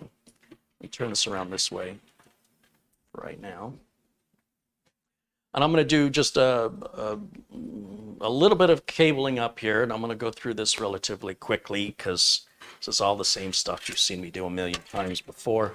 But we're going to come into this little wiring grommet. This, you can understand if this board was a little wider, we wouldn't be able to access this hole here, and you'd have to come in all the way over here.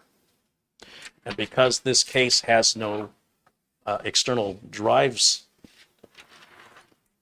I suppose technically this would be the most ideal place. Maybe I should stand over here. This would be the most ideal place to run the cable, even though we can get it in here. The problem is that is going to possibly challenge our ability to put the cover back on. And you can see this is recessed. It goes in much deeper. And that's going to make the cable management much easier, including making it easier to slide the cover back on. So we'll just put that. Oh, well, I was going to do that. Tripping on cables over here. So I'm just going to plug this right onto the motherboard. This is the big 24-pin connector.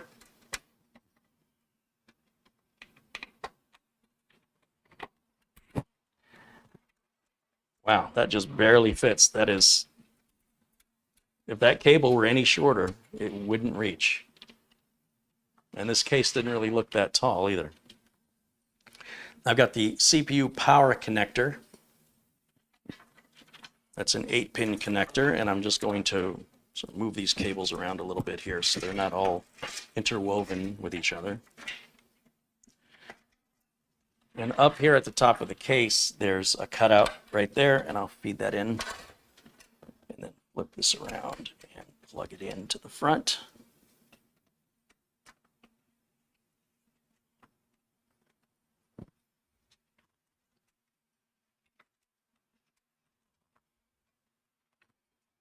Oh, now this motherboard has the clip on the opposite side. Usually the motherboard connectors have the clips facing the edge of the board, but this one's got the connector facing the inside of the board. That's unusual. Bear with me for a second. I can barely see what I'm doing here.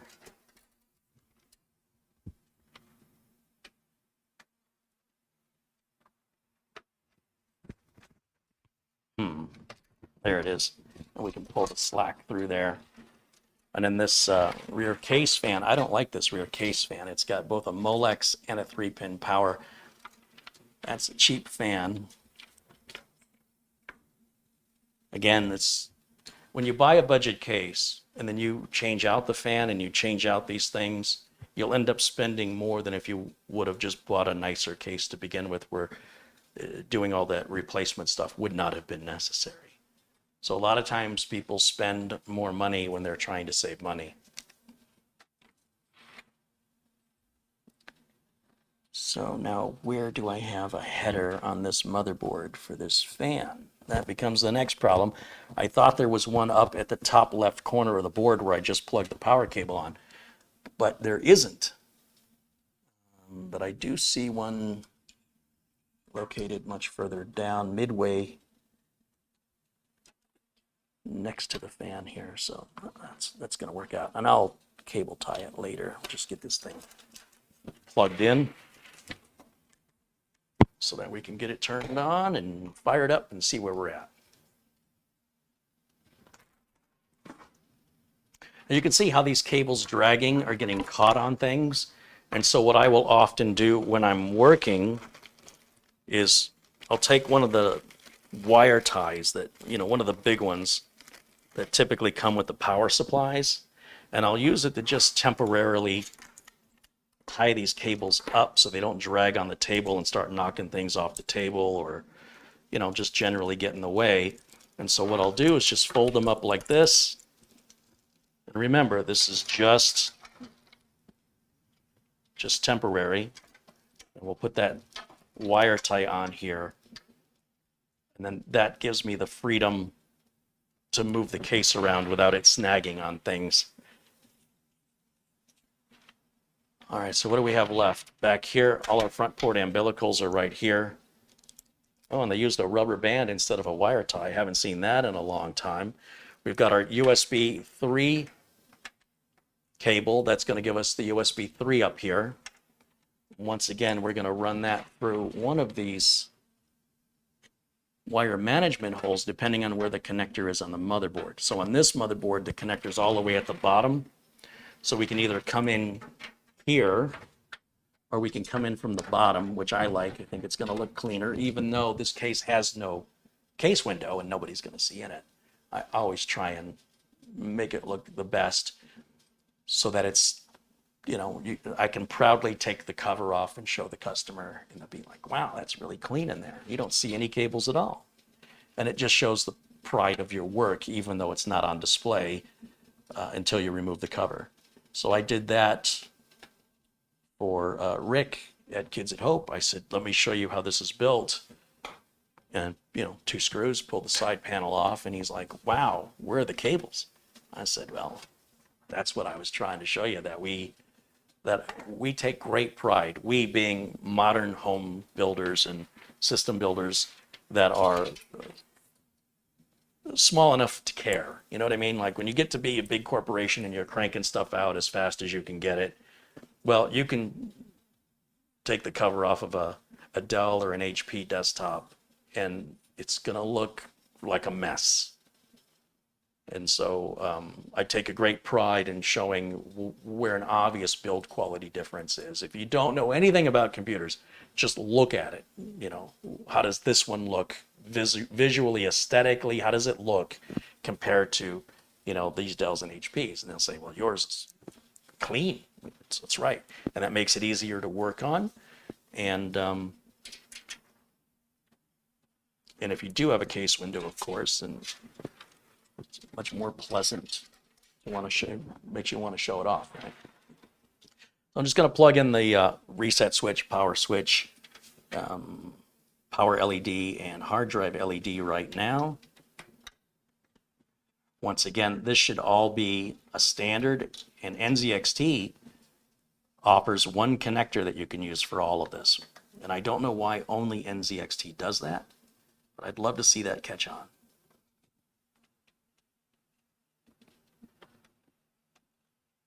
So now the power LED, the hard drive LED, the reset switch, and the power switch up here are now plugged into the board. And then we just got two more cables left. One is our front port audio, and one is the pair of USB 2.0 ports. So let's do the USB 2.0 ports. We should be able to come in from the same bottom location.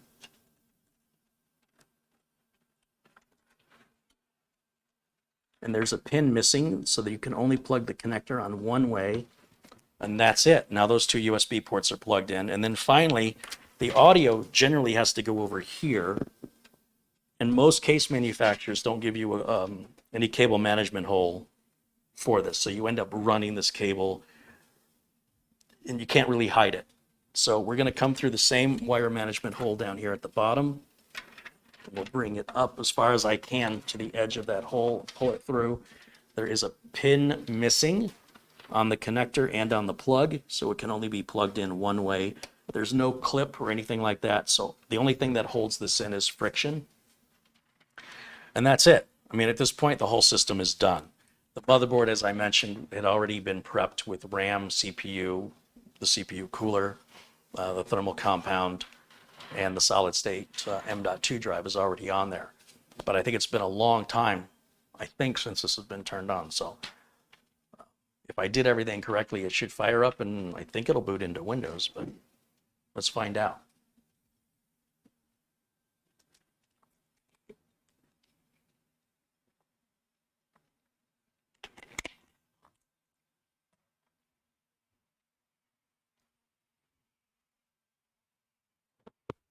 You'll see I'm using one of my quote-unquote snagless cables. It's not the super thin one, but it's much better than those thicker blue Ethernet cables I was using as far as flexibility to be able to reach in and plug this in. And in fact, because this is a first power on, we don't use this on a first power on. When you do your first boot up, you only want your keyboard, mouse, monitor, and power. That's it. Don't plug in your speakers, don't plug in your printer, don't have any flash drives. We just want the bare minimum, because otherwise, if we plug all that stuff in and the system doesn't start, where do you start your diagnosis? You know, it could be not starting because one of the things you plugged in is causing a situation. So we make sure we start with the bare minimums, and if everything works with the bare minimums, then we can start adding on to that. And then if a problem begins, we know that it was one of the last things we did that caused it.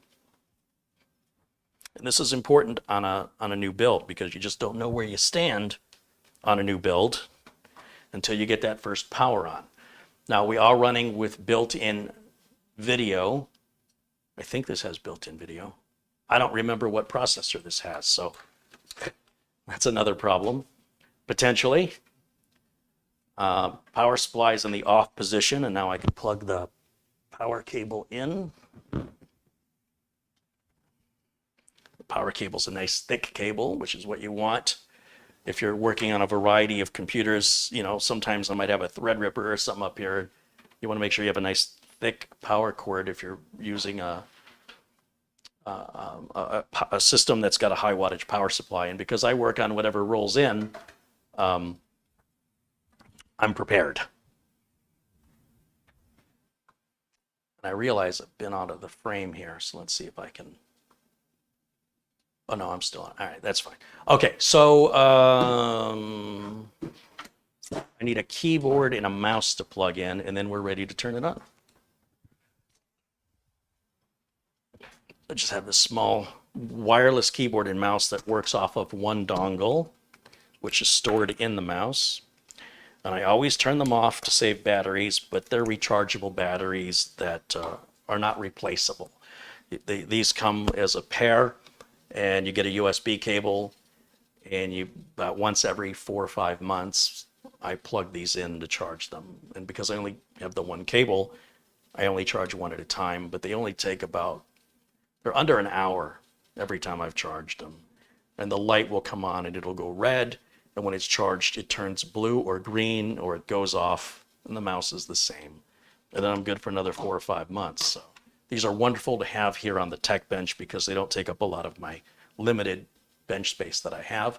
I'm going to plug the dongle into a front USB port because that gives me the opportunity to see if those USB ports are working. And now I'm going to turn this switch to the on position, turn this on. Fans are spinning. I have no power light. Oh yeah, there is a power light. It's really small. And then let's go to this input right here. And yeah, here we go. It's already booting. And I have no idea what this system is, so let's take a look at our specs.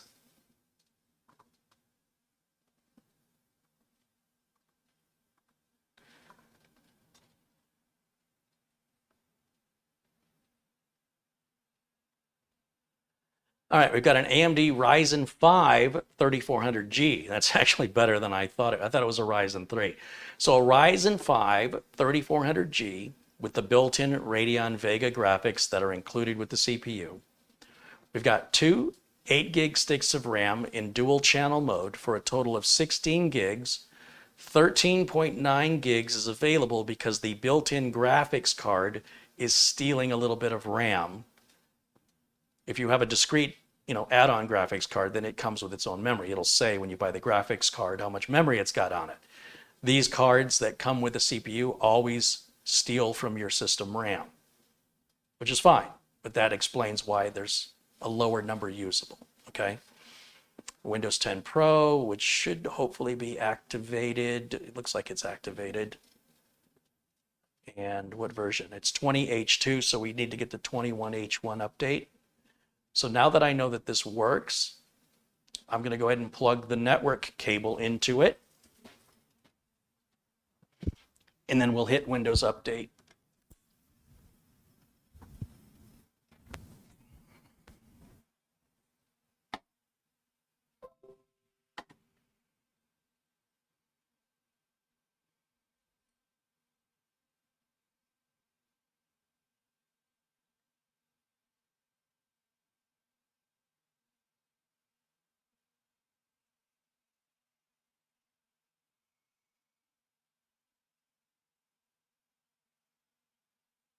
All right, so we're going to let that run, and while that's busy, I will reappear, and I will move myself, put myself right over here, and we can turn this a little bit so you can see that it's running. It's on and operational. And while we're biding our time here, letting things update, certainly happy to answer any questions you guys have in the chat room. So fire away, see what questions we have today.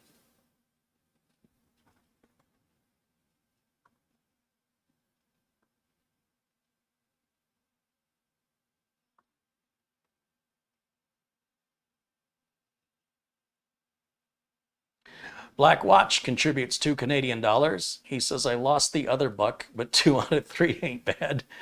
Super Marula with $5. He says, hey, Carrie, it may be time to stock up on solid state drives due to Chia crypto mining prices may be going up. Yeah, they've been saying that for about 6 weeks now. I'm not worried about it. Madi contributes again, $5. He says, Arizona, it's very hot there. Indeed it is. And Go Shadow contributes $2 and said, I just purchased the Windows 10 Pro key from your link.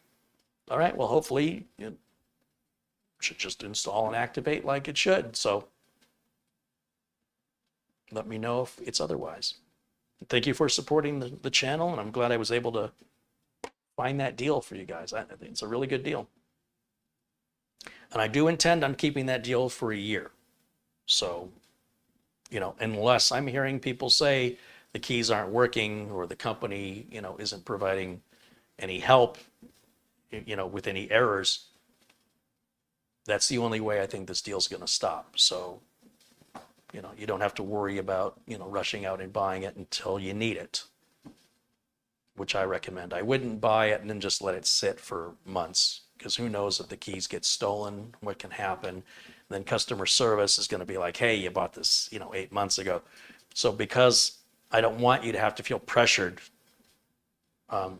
my intent is to keep this deal for 1 year, for 12 months, in case you didn't know what a year was.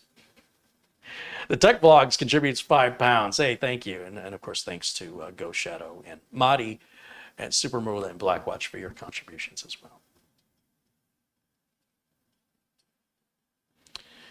Ryan says, my cousin has a laptop and he's been getting a lot of pop-ups, and I was thinking of doing a nuke and pave. Does that sound good?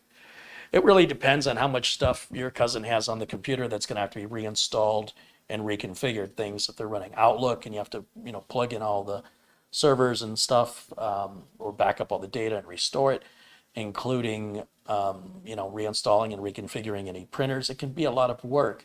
Pop-ups are usually pretty easy to remove if you run Malwarebytes. Just you can download the free version of it. Remove all the browser extensions by hand.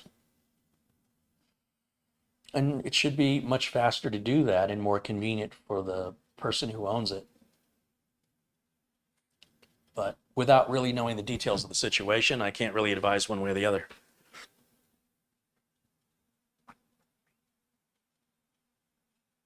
AJ says, why don't you use OBS scenes for screen layouts in combination with your Stream Deck? It all amounts to time. I could probably spend 3 or 4 hours configuring OBS. And, you know, we had some sound issues and I was really struggling in OBS with add-ons, with filters and things, trying to fix the sound. And I think I finally got that sorted. And then I want to be able to use OBS in StreamYard, but StreamYard, you know, works off of a camera.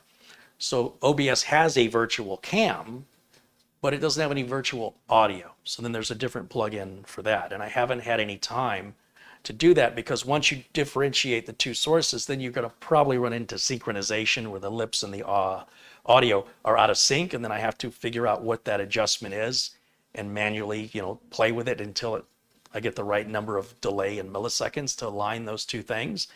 And then on top of that, there are the intros and the multiple camera inputs. It's setting up the scenes takes time. And then you have to make sure you label them correctly, because I'm also doing other things and I may not remember what, if I do it cryptically, what does this mean, right? Like if I'm doing a picture in a picture of like I'm doing now, then I have to know picture in picture of what? Of camera 1 and HDMI out or what? So everything has to be very carefully labeled and then tested. And this all takes time. And I've been running around like crazy. I'm not just sitting around here all day in between videos, watching TV and scratching my butt. I mean, I might do a little bit of that, but the point is, everything you're talking about requires not working, not getting any customers done, not talking to any customers on the phone, not sending out any invoices, not finishing up the cable management for people who are waiting for their computers, so I can do something that you guys would never know was done, but would make my life a lot easier when I do these broadcasts to already have it all configured. Remember, there's only one of me and I do everything. And unfortunately, I can't do it all at once. And since it's much easier for me to just click what I need when I need it, there will come a time when business slows down where I can start playing around a little bit more with OBS, tying it into StreamYard, putting on a virtual audio cable, blah, blah, blah, blah, blah, blah, blah. So, but that's why. It's time.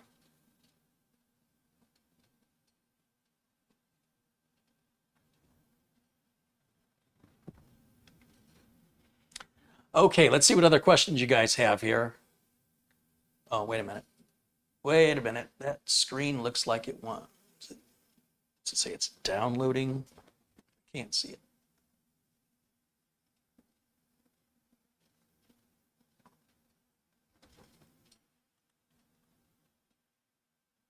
See, that's the other thing. Like, I should be able to make a keyboard shortcut to do a full screen projector of the selected item that I'm trying to see full screen on my side.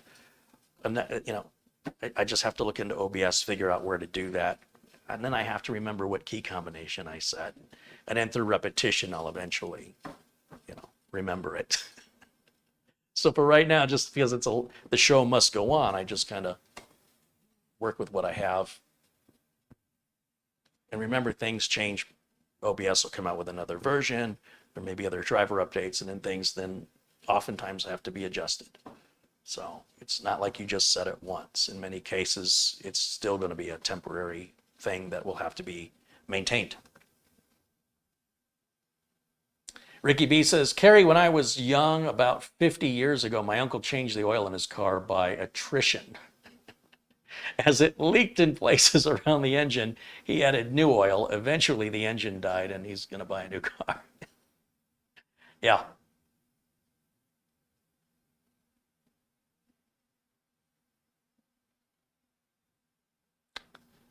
The system boots pretty quick, though, doesn't it? And it's really, really quiet. That's always a good thing. We're going to go back to Windows Update. It may not offer us 21H1. If Windows Update offers you 21H1, it installs in like 90 seconds. But if you do it manually, it downloads the entire 4.5 gigs or whatever it is, and then just basically installs Windows on top of Windows. It's like a big service pack. And I'm not quite sure why the update manually isn't as intelligent as the update when it's offered through the Windows Update page here. But just so you know, there is an extreme difference in the amount of time it takes. Like I said, if Windows Update offered it to us, it's about 90 seconds. And if I kick it off manually, it's about a half an hour.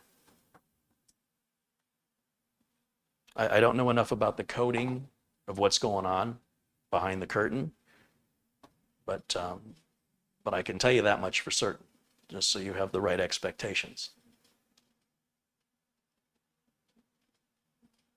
Ryan contributes $2 Canadian. He says, thanks for the advice. I will try Malwarebytes.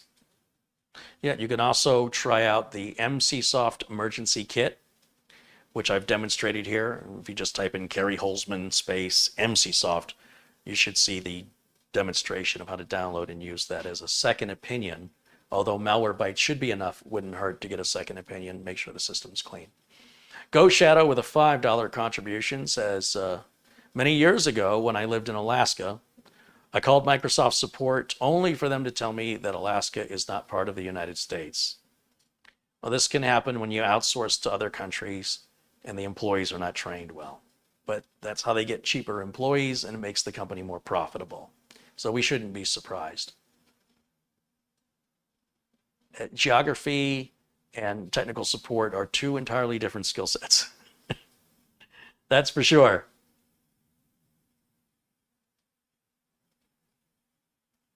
Kerry, why do you have the Intel driver assistant tool installed on this AMD system? Some AMD systems have Intel network cards. So if I want to get the latest network drivers, I want to get them direct from the manufacturer. So if we take a look, and I'm just guessing, like that's the only reason I can imagine. Many AMD motherboards do have Intel networking cards on them, or wireless cards. And I don't know what this one has. Let's take a look. If we go down here and double click the Intel driver assistant, it's got a green dot that tells us everything's up to date, but let's just see if it finds anything. Well, first it's saying there's a newer version of the driver support assistant. So that's installing right now. And then when that comes up, if there's nothing Intel in the system, then I would take it off. That's a good catch. But there's probably something Intel based on this system, and that would be my guess. But we're going to find out here in just a second.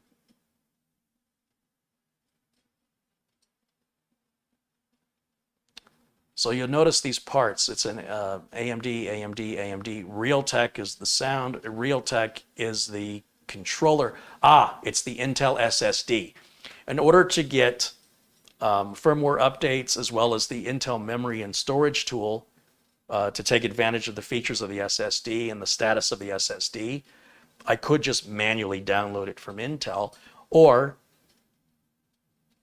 the Intel driver updater will just inform me anytime there's a new update or a firmware. I won't have to manually go and look myself. So that's why it's on there. So even though the motherboard doesn't have anything Intel on it, the SSD that I installed is an Intel SSD. If it was a Samsung SSD, I would have put the Samsung Magician on it, even though there's nothing else Samsung on the system. So Intel isn't just a CPU maker, right? So it's a good question, and I'm glad you asked. When I look at the motherboard BIOS, what are we at? F61A on a B450M DS3H. I think that's probably the latest one.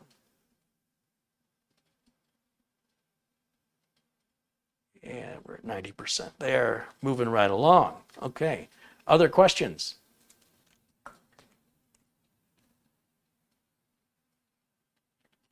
Polly wants to know, is there a troubleshooting or a frequently asked questions guide available if your Windows 10 Netflix doesn't work for me?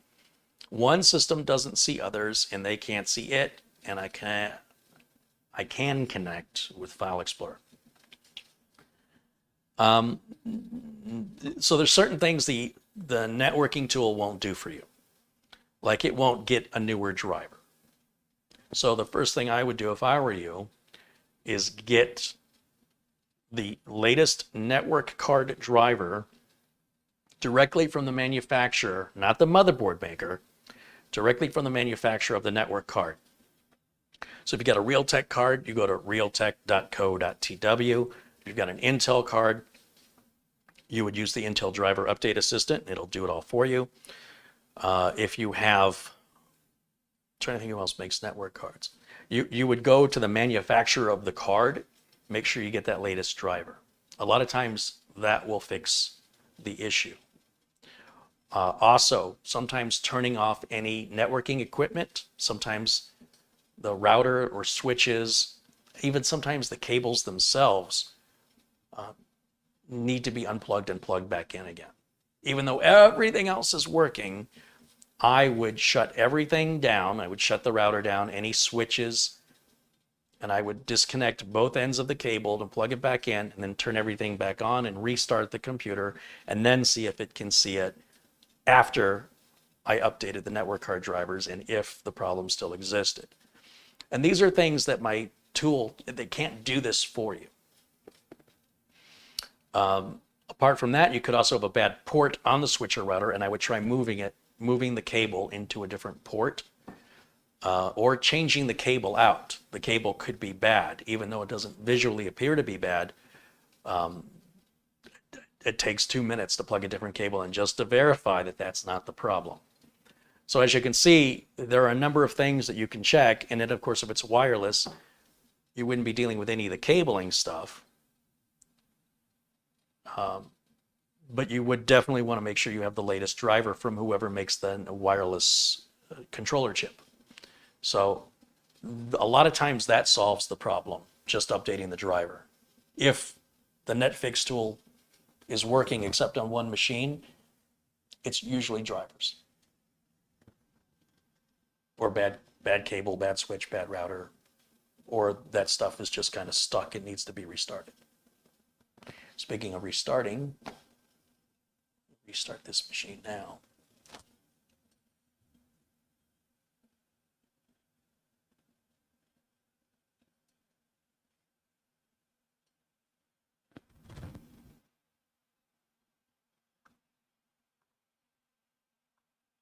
Walter Brady says, hello all, and a great start to the weekend. Also, kudos for the great price on the product keys.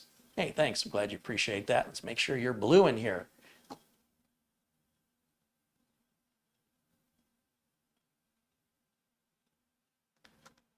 Reedy Omont says he used Steam Driver Booster, and it seems to do a good job. As a professional, I would kick you out. If you came into my office and I was hiring you and you were using a third-party driver updater, I would warn you to never use it again. And if I saw you using it again, I would let you go. Now, what you do on your home system is your business. But in my opinion, you shouldn't be trusting third parties for your drivers. But it's your system. If you're having good luck with it, I don't know what you have it to compare to. I don't know how you know it's giving you the latest drivers. If you're saying, well, I'm assuming what it's offering me is correct and is the latest, and then because everything still works, it must be correct, but it may not always be the latest. Also, it could be prone to being fake or have backdoors installed in it that could let hackers into your system. It could be a security issue. So I would not trust any third party for drivers, period.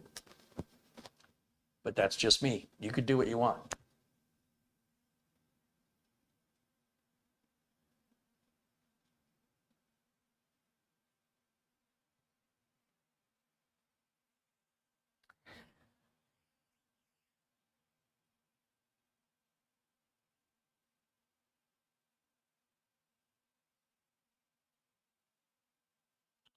All right, let's take a look at what's going on over here on this system.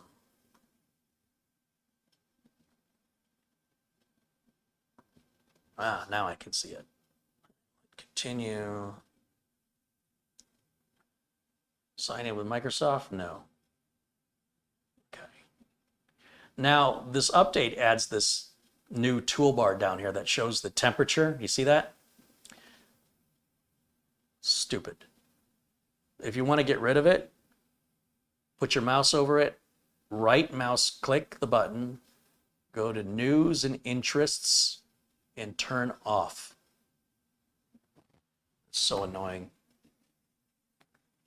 All right, let's go back to updates and security. Let's see what more updates we have. There's an optional update preview. Yeah, let's put it on there. Why not? And so while that installs, I'll go back to answering some more of your questions. Marty contributes $5. He says, I see it. Right on, Marty. Thank you. Michael Dane with $10 says, here's something for your Coke and Gatorade fund. All right. Thank you, Michael. And James Brezzi says, I just got the 21H1 downloaded in my updates. Nice.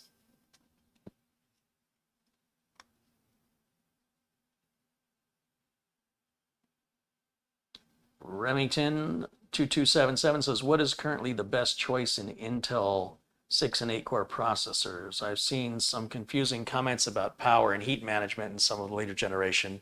Which generation is best?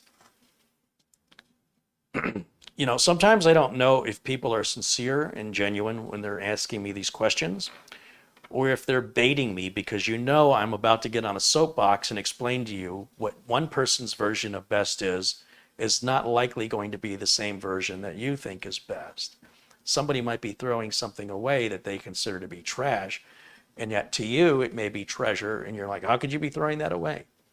There's no way to determine your value system unless I really know who you are and I know about you. These processors all exist to be the best for individuals. Do you understand? There is no one best in anything. It doesn't exist. It's a concept that is always shifting and moving and is defined by an individual. So I cannot answer what is best. Only you can answer that, or somebody who knows you very well can answer based on your value system. Let's see, what other questions are we missing in here?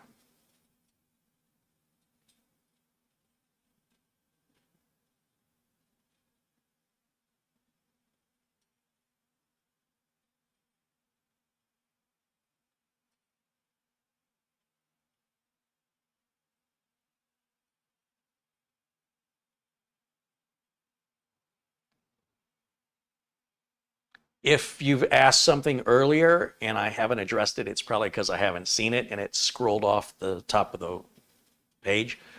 Feel free to post your question again. Chances are I didn't see it.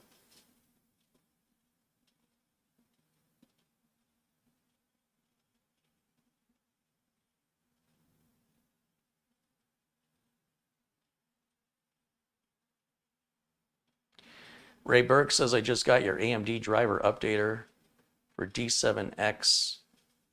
No link yet. What do you mean no link? What does that mean? It's a direct download? Sorry, I don't understand the question. A link for what?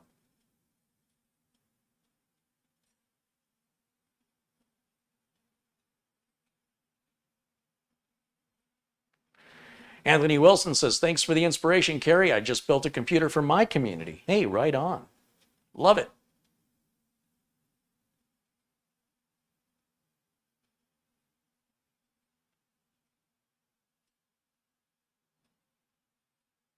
Johnny says, I've got a gigabyte NVMe SSD. Can you tell me if it's good? No, of course not. What you think is good and what I think is good is not something I can tell you. I can't tell you when I put a plate of food in front of you that you're going to like it. That is something you have to decide for yourself. You know, for what you paid, for the performance that you get, and if it's been reliable for you, is going to be your own experience, not mine. So you'll have to tell me. You tell me if it's good. You're the one who has it. You're the one who owns it. You're the one who uses it. You have any complaints?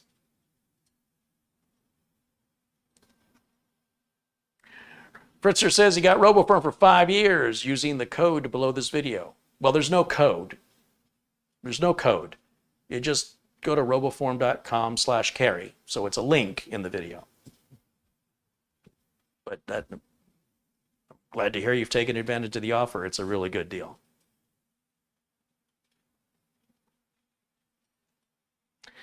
BH Ringer says, please let us know how Lyle and Jimmy are doing. Oh, they're fine. Yeah, they're good. They just got groomed last weekend, so they're all fluffy and smell good for at least a week. They roll around in the dirt, and they'll be back to being scruffy and stinky.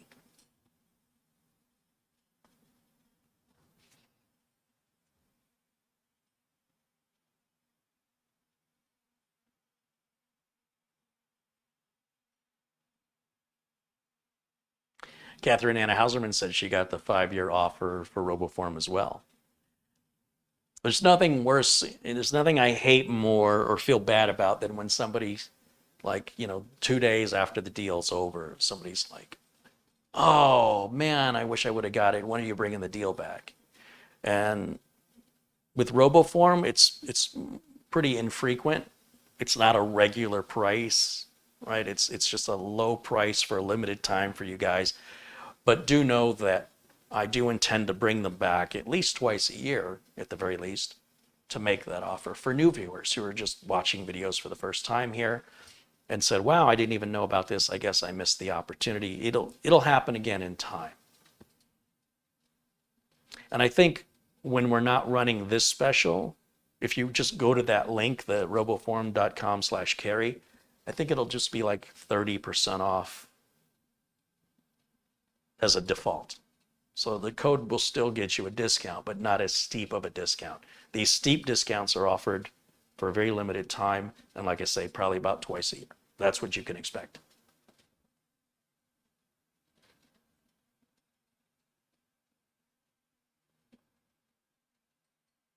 William says, I wish you could get it for longer than 5 years. Yeah, well, yeah.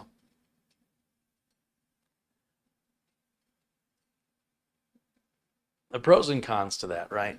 I think 5 years is a safe investment as far as you don't know the future of what can happen with a company. And of course, you don't know your own future, what can happen with you and how needs may change.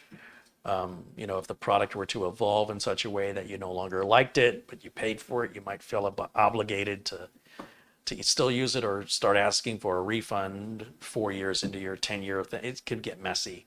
So I think the 5-year thing makes sense for everybody when you really think about it. Jim says, what's my overall impression of this case? It's definitely a budget case. There's a few things right off the bat I don't like. One is I don't like the motherboard standoff being stripped out because I never even got a chance to tighten it, let alone over tighten it. The hard drive cage screw is halfway out. That's just how I'm looking right at it over here. The screw that's poking through the 2.5-inch drive bay that's behind the motherboard looks like it's this far from shorting out against the back of the motherboard. That's not a good design. I don't like this. Anytime you've got to put the screws on to a PCI card outside of the case, I don't like that design. The thinness, the gauge of metal that they're using on this case is too thin. It's not a very sturdy case. It's very, very thin metal, so it will dent very easily. The fact that it's got 2 USB 3s and 2 USB 2s up front, I do like. The cable management holes are decent. They could be better. The fact that you can add a liquid cooler to this is a surprise. I wasn't expecting that. I'm not sure what the case sold for. So depending if this is like a $50 case, yeah, that's what it feels like. If I could buy this case for $50 or less, I'd say that's fair for what you're getting in exchange. I don't like this rear fan at all. I don't like that it's got the 2 plugs on it. That's sort of old school, obsolete. And of course, whenever you have that hard drive cage down below next to the power supply, it's really going to restrict where we're going to put all those extra power supply cables. Now, since we're not using a mechanical drive in here, I can stick the cables in the drive cage, right? But if we were going to add an external drive, then where do those cables go? So I don't think that's very well thought out. But it's a cheap case. I think the Musatex case is a better value. I think it's built better. It's got more fans, even though the fans are going to run full speed all the time, and they're a proprietary connector. Like I said, you're only getting 1 fan here anyway, and you could pull those. I mean, if it really bothers you on the Musatex, just unscrew them and take them out. Put your own fans in. I think it'd still be a better deal. So overall, I don't really care for the case. And if I had a business client that was, wanting to put in budget computers, this is a nice business case. There's no RGB, there's no case windows. Everything's up front at the top where it's easily accessible for the users to grab what they need, or, if you're plugging in a USB drive, that you can set the drive on top of the case. So you get some pros and cons, but overall, I don't like the build quality. I wish it was built of a thicker gauge material. I wish I had a cable management hole for the audio. And whatever these brass standoffs, I mean, who uses these anymore? Or whatever they are. Usually they'll be painted black like the rest of everything else. The standoffs that look like that were what we were using in the 90s. So that gives the case a very sort of behind the times feel when you're working on it. So again, depending on what it costs, if it was $50 US or less, I'd say you're getting what you pay for. But for a few dollars more, you could get the Musatex case for $10 more, and you're getting 4 more fans and RGB and a thicker gauge metal, a more sturdy case. But with all the RGB, the Musatex case is not ideal for most businesses. So pros and cons, not all good, it's not all bad.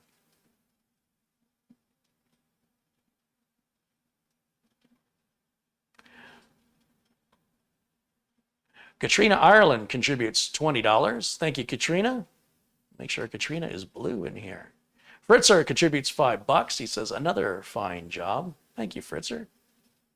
Granddad 47 contributes £5. He says, good evening from Wrexham, North Wales. Welcome in. Cheers. Thank you. Blackwatch says, when are we going to have the community barbecue, Carrie? And a little hard with everybody's all over the world. We'll have to do something, though. As the things start to return to normal, probably do something with Mike Smith out in Florida, I think, is probably what's going to happen. Chris Johnson contributes $10. He says, I'm enjoying the insight, wisdom, and the build. Thank you, Carrie. Well, thank you, Chris. Thank you for supporting the channel. Got 522 people watching live right now. And how are we doing on this update? Is it still downloading? Oh no, it wants me to restart, doesn't it?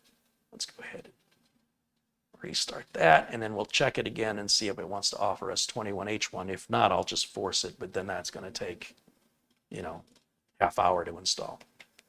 But that's all right. At least it'll be done.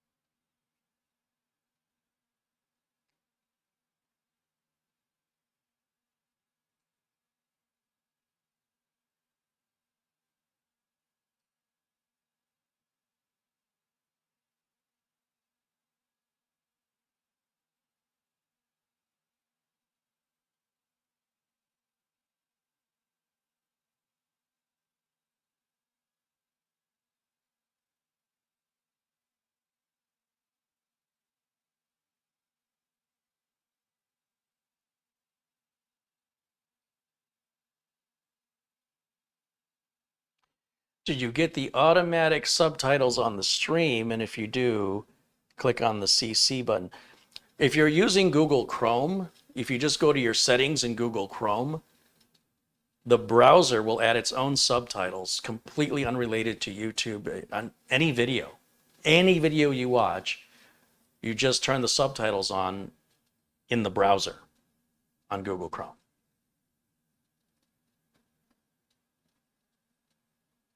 So you don't have to worry about whether a video has subtitles or not.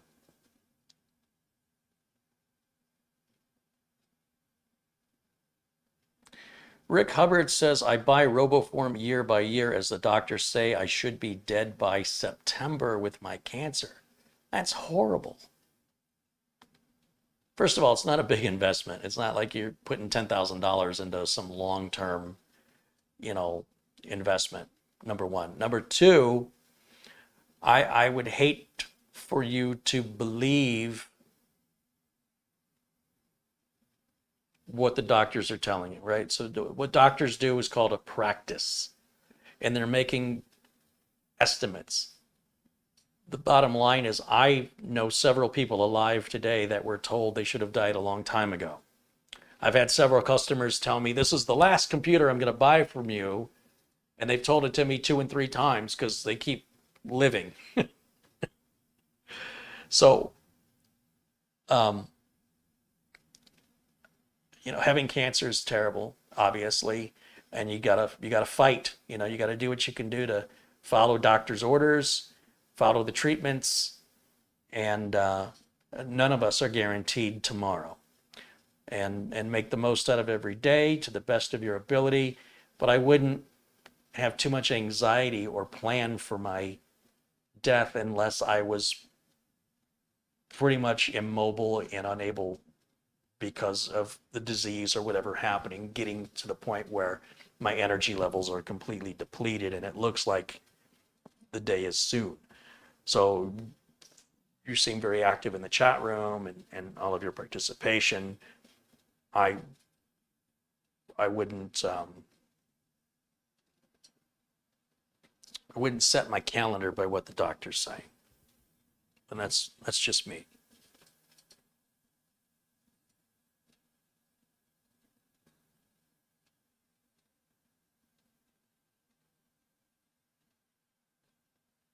And I hope your doctors are very wrong.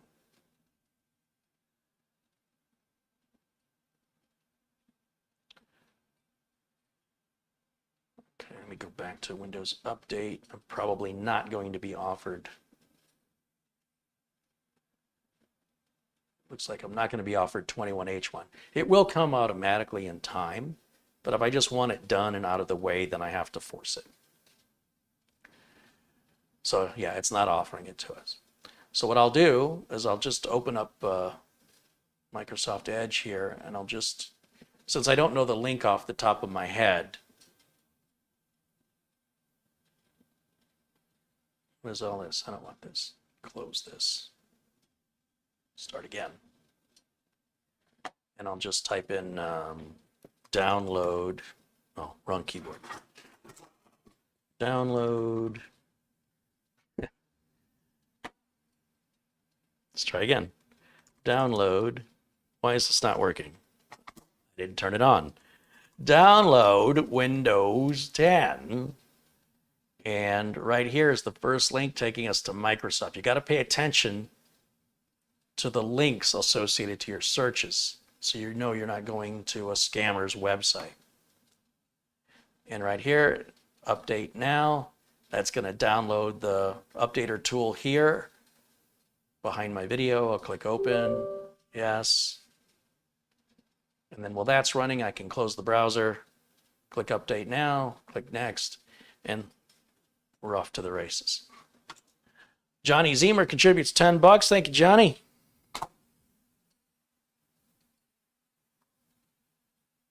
Might be Johnny Zeimer.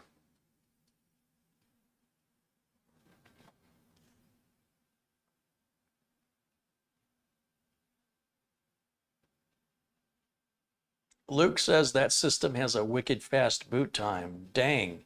You want this one instead of the RGB one, Luke? Don't matter to me. A lot less cable management to do on this. There's only one fan instead of 5. No RGB, no glass window. And it's AMD instead of Intel. You're welcome to have your pick.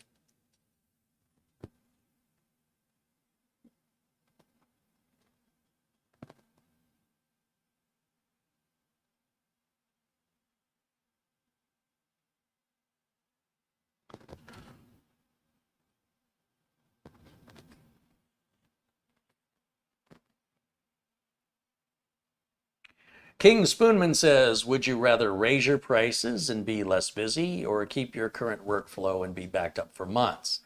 Lots of businesses facing similar decisions this year. Costs of labor and time is going up and up. I'm not money motivated. I'm trying to help as many people as I can help. And in doing so, I just believe the money will come. As long as I'm helping people, that's my first priority. Making money is my second priority. And I would like for the second one to just be automatically solved and taken care of, so long as I take care of the first one. So for that reason, I'm staying the course. Luke says he wants the other system. Okay. Well, just make sure you're happy. Catherine says, yeah, that's a snappy 3400G. It's a good CPU. She says, I have one myself. Frank Jimmy says, Carrie, when you force the Windows 10 21H1 update, it creates a windows.old folder on the C drive. When is it okay to delete that folder? I believe it does that in either case, doesn't it? The folder will automatically delete after 30 days if you don't do anything. Typically, because these are new builds, I don't have to worry about, and in fact, I don't want the customer to ever roll it back. I don't have to worry about any need to ever roll it back. So I run the storage cleanup utility. And you do that by clicking, let's see if I bring up,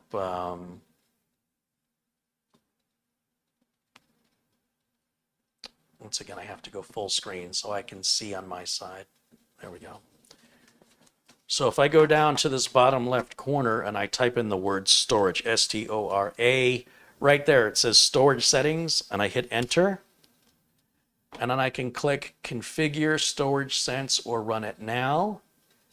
And right down here, after the Windows update is done, there's going to be a little checkbox that says clean up old versions of Windows or remove them. And I will check that box and hit the clean now button, and it frees the drive space up. And it prevents you from being able to roll back. But I know for a fact there's no reason on a new build that we'd ever need to roll back. And furthermore, every time I've installed the update on all my customer systems, we've never needed to roll it back. But we always do need more hard drive space.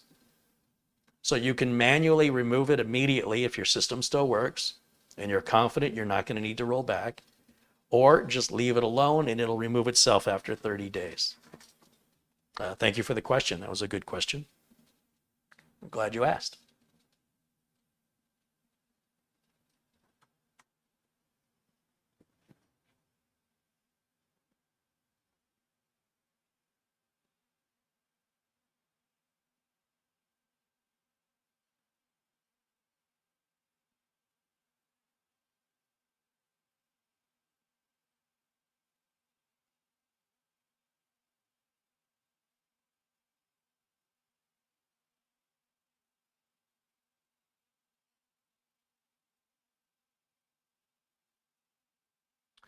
Met Power says, is this a fresh install? And if yes, what is in your recycle bin?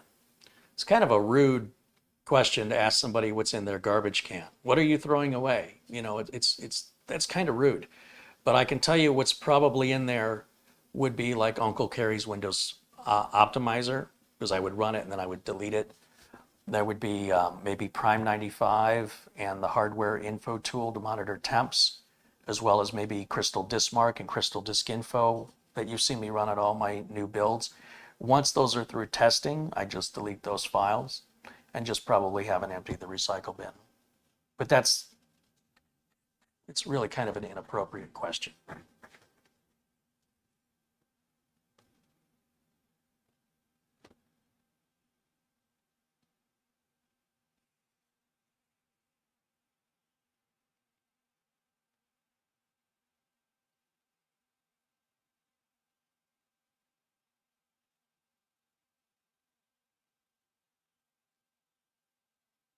Matt says, sorry if I was rude. It's not being rude, it's being nosy. It's like, well, what difference does it make what's in my recycle bin? What business is it? And how does that benefit education-wise to anybody who's watching as I'm trying to teach? And it's sort of like, what does that got to do with anything? So, where is Nutty? Nutty, he's busy playing his game. Where is he? Come here, Nutty. Say hello to everybody, Nutty. There he is. And I guess while I'm waiting, maybe I should do some unboxing here. Let's see if we can go to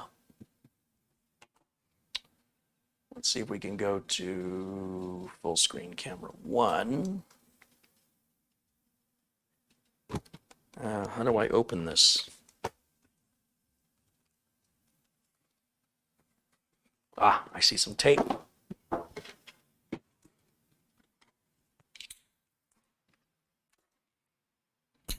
Oh, more tape. There's tape here.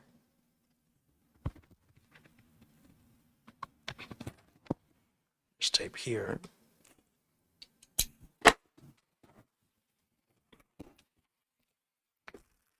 We've got a charging cable because it's a portable Bluetooth speaker, so it's obviously got a battery. Set that down. We've got some instructions, which hopefully I won't need. It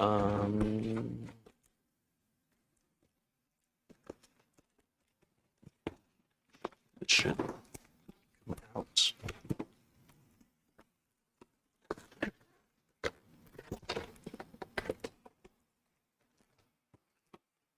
Some way, somehow, this must come out, right?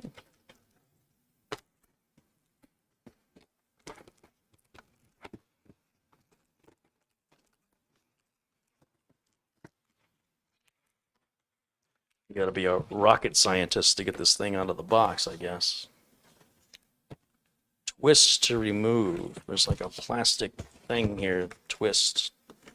Twisted. Oh, okay.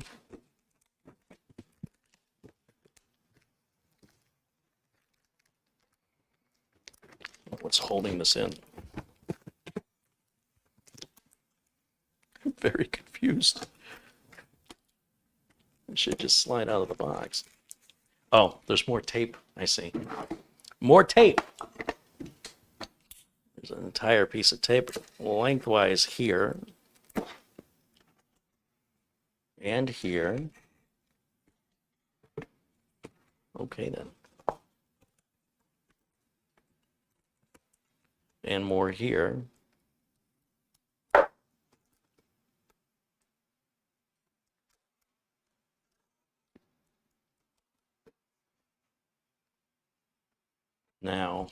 going to have any better luck?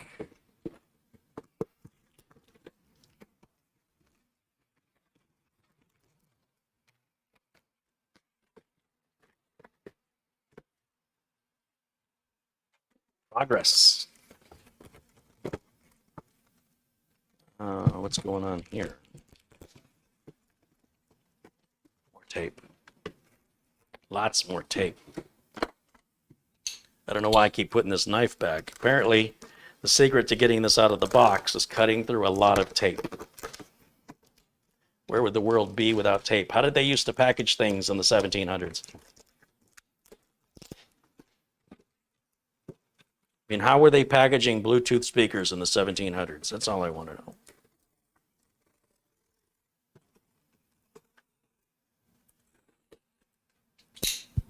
I don't know if I needed to cut that tape. I'm just assuming.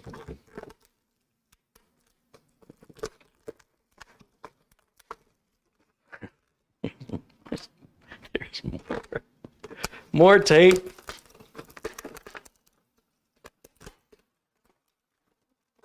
Wow, those are like straps.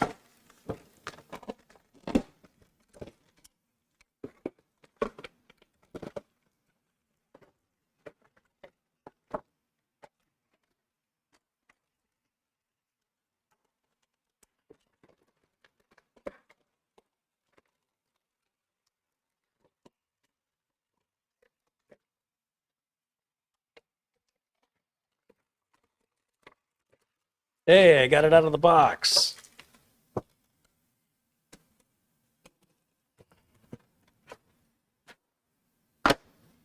Okay.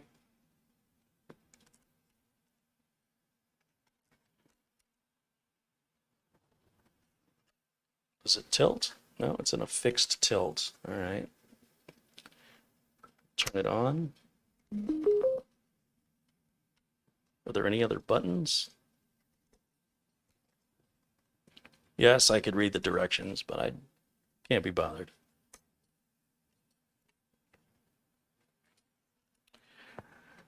And what can I do for royalty-free music that I might be able to play without any issues with YouTube? Let's see.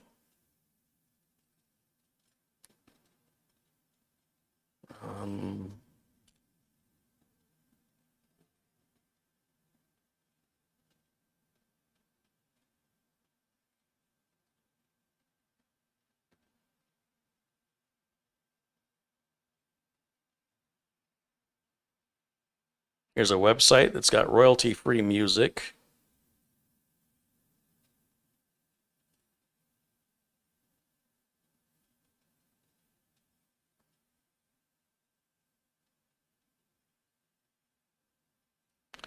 And let's add the Millennium Falcon to the Bluetooth. It says it's connecting. It says it's connected.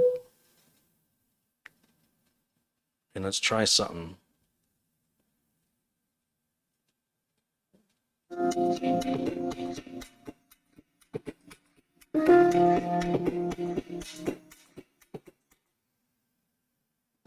Oh, is it only going to play a few seconds? Is that how that's going to work?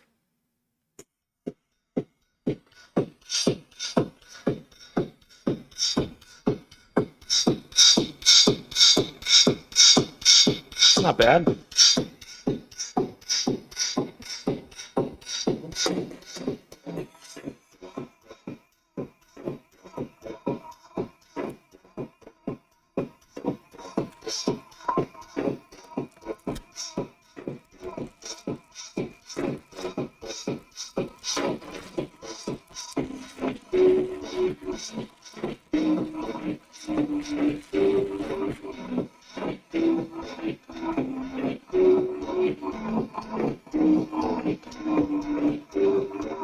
Had enough of that one.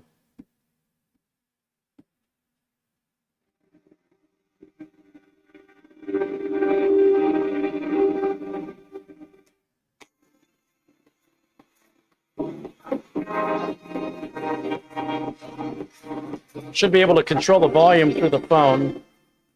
Yeah, controlling the volume through the phone works like it should.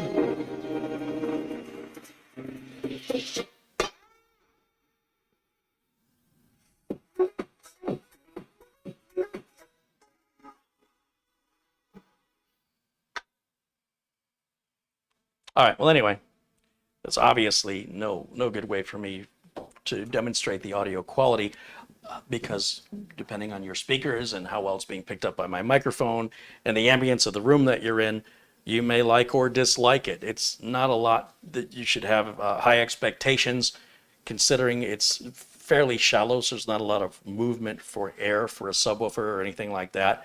But it's decent and it looks cool. And even if you didn't use it as a Bluetooth speaker, just having it light up like that is pretty neat. Or if you were listening to audiobooks where you didn't really care about music, the depth of the tracks.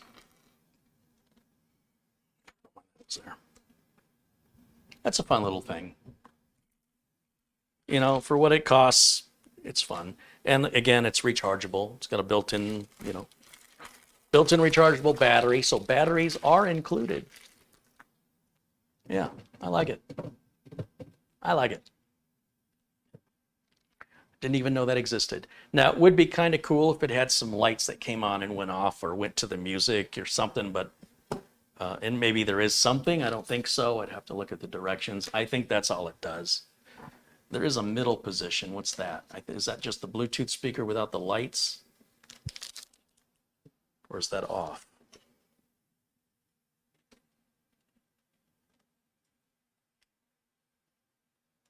I think the forward position is demo mode. And I guess the middle position of the switch is off. Then the back position turns it on and lights it up.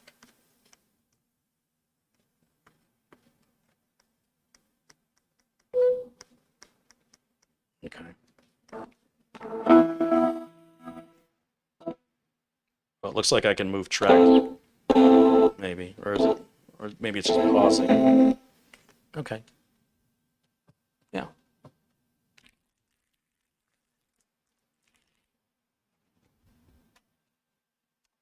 Let's see how we're doing on our update. I think it went to sleep on me. Yeah. We're getting there. Okay, any other questions you guys have for me? I'd be happy to address them. The link for this is in the video notes below this video.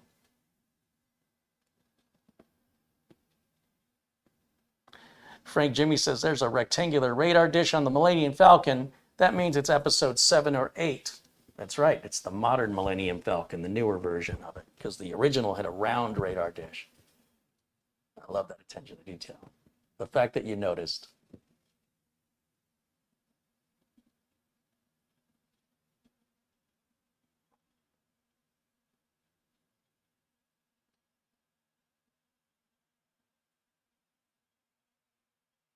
Michael Dean says, Carrie, may the Schwartz be with you. That's right. May the Schwartz be with you too.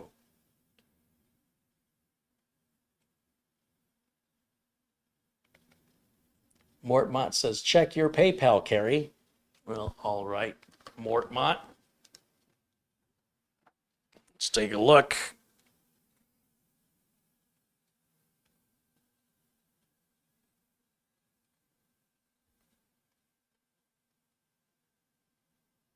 John Zymer contributes $10 U.S. And Mortmont sent $50 U.S. He says, here's $50 for the channel. I'm late to the party. I went to visit my dad in the hospital. I hope everything's okay with your father. Sorry to hear that he's in the hospital. Thank you for the contribution.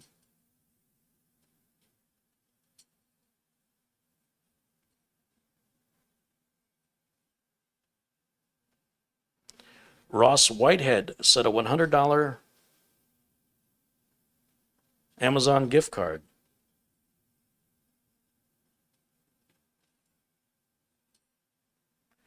Thank you, Ross. Thank you for your continued support. It was very generous.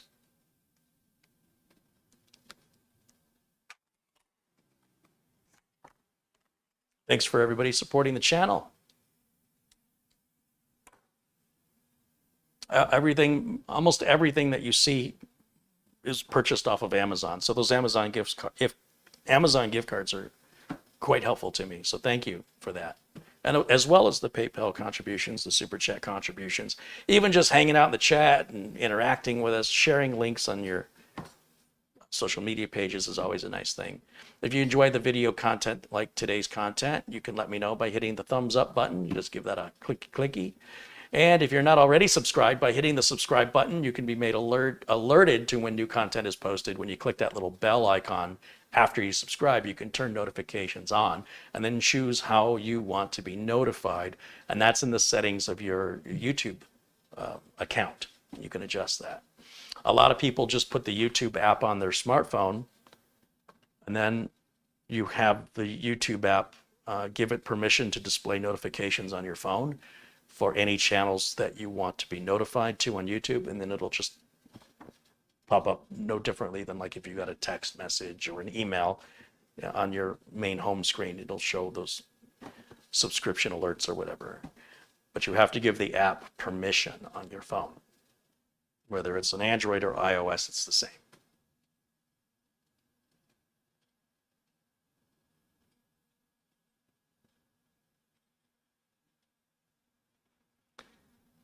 Okay, let's see where we're at now with the process.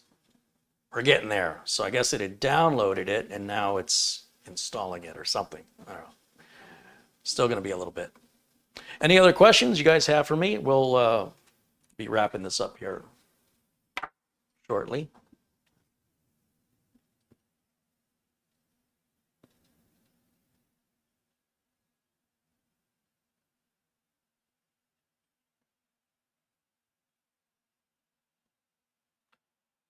Mendel's Photography says, what would be a good, fast, not more than $1,000 laptop would I recommend? None.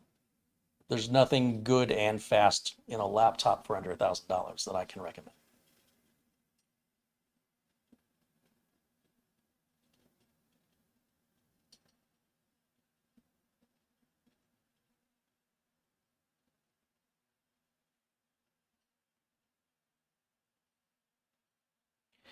Any good recommendations for a router? It depends what your needs are. If you're looking at a wireless router, how many square feet are you trying to cover, or do you have any current dead spots, and why are you looking for a router? What's wrong with the one you've got? How many items are you going to be plugging into it, and at what speeds? How many of those items are wireless, if any? And you know, that would determine the kind of router you should get. You know, a mesh router might be better for you, or maybe a Netgear Nighthawk might be better for you, or I don't know, maybe an ASUS router might be better for you. Maybe just an inexpensive TP-Link Archer would be good. I really don't know. There's a lot of variables that have to be discussed. Again, these products all exist to meet the needs of individuals. Since I don't know you, I don't know what your needs are, and there is no one size fits all. If there was, there wouldn't be all of the variety to select from.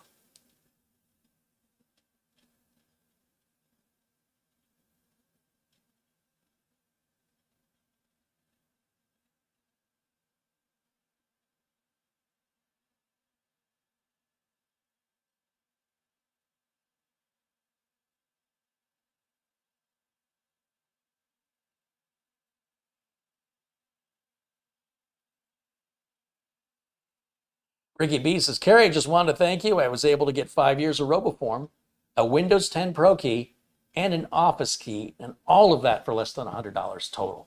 Yeah, that's what I'm talking about, right? And no risk. You know, you have peace of mind that everything you bought is legit, it's real, you got exactly what you're expecting, and it's all going to work exactly like it should, and you saved a lot of money. I'm so grateful.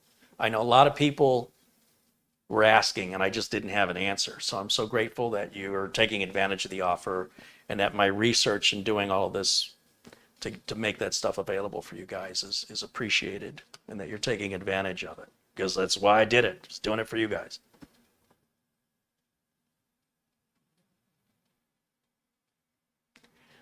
And once more, let's see how we're doing over here. Slow progress, but we're getting there.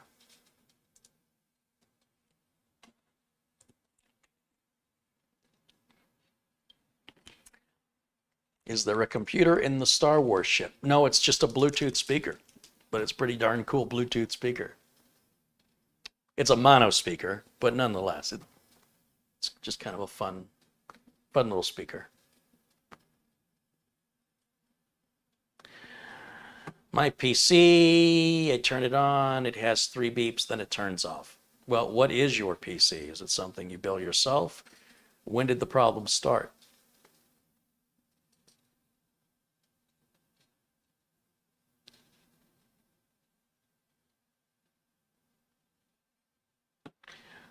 Brad Revel says, hello, Carrie and everyone. Welcome in, Brad. Good to see you, friend.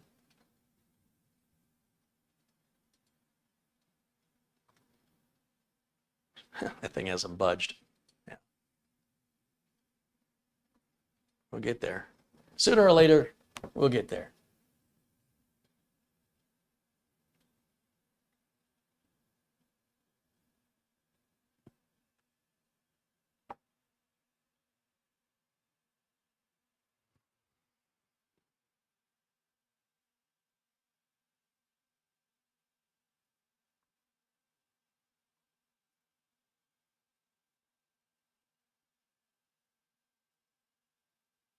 Ed says, have a great Memorial Day and stay safe. That's right. It is a 3-day weekend this weekend. So for all of fellow U.S. citizens, enjoy your barbecue. I think it's a law. You have to barbecue on Memorial Day. Everybody's doing it.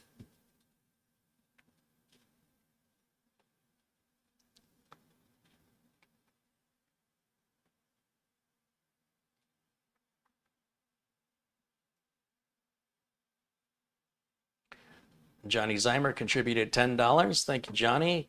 Katrina Ireland, again, $5 contribution. Dustin Fuller contributes $5. Thank you, Dustin.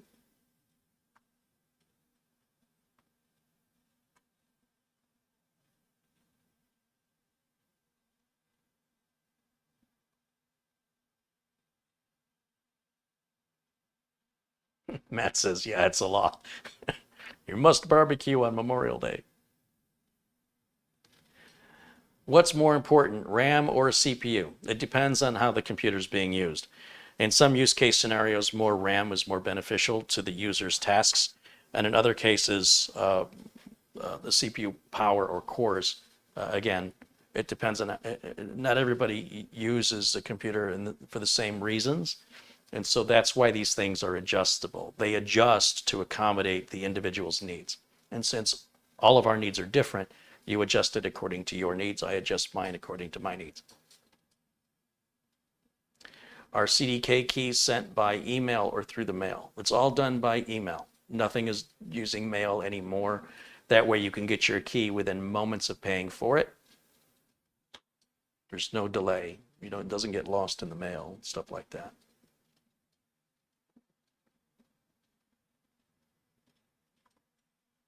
Typically, any software these days is going to be sold, unless it's in a retail box, it'll be distributed online. It's cheaper, it's faster.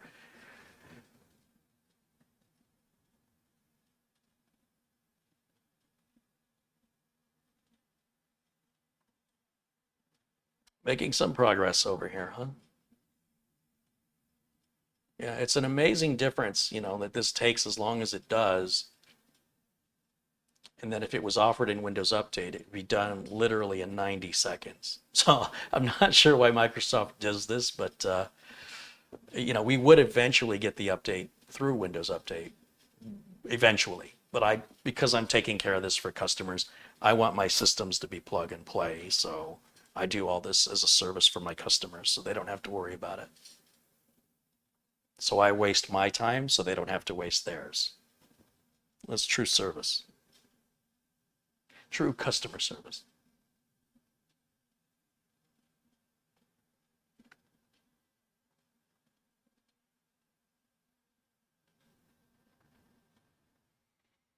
No shipping and handling, yet they still charge a convenience fee. Who does that?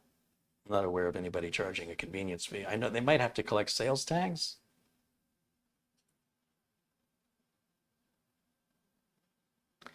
Catherine says, Carrie, please tell people I love doing parts lists. Yeah, we're very lucky to have in our community Catherine Anna Hauserman. Catherine, people when they want to build a computer, if you're not building exactly what I'm showing, and you decide you want to build something else to meet whatever your needs are, but you don't know what it is to meet your needs, Catherine can help you put together a parts list. She'll ask you those questions. How are you going to be using the computer? What is your budget? What country do you live in?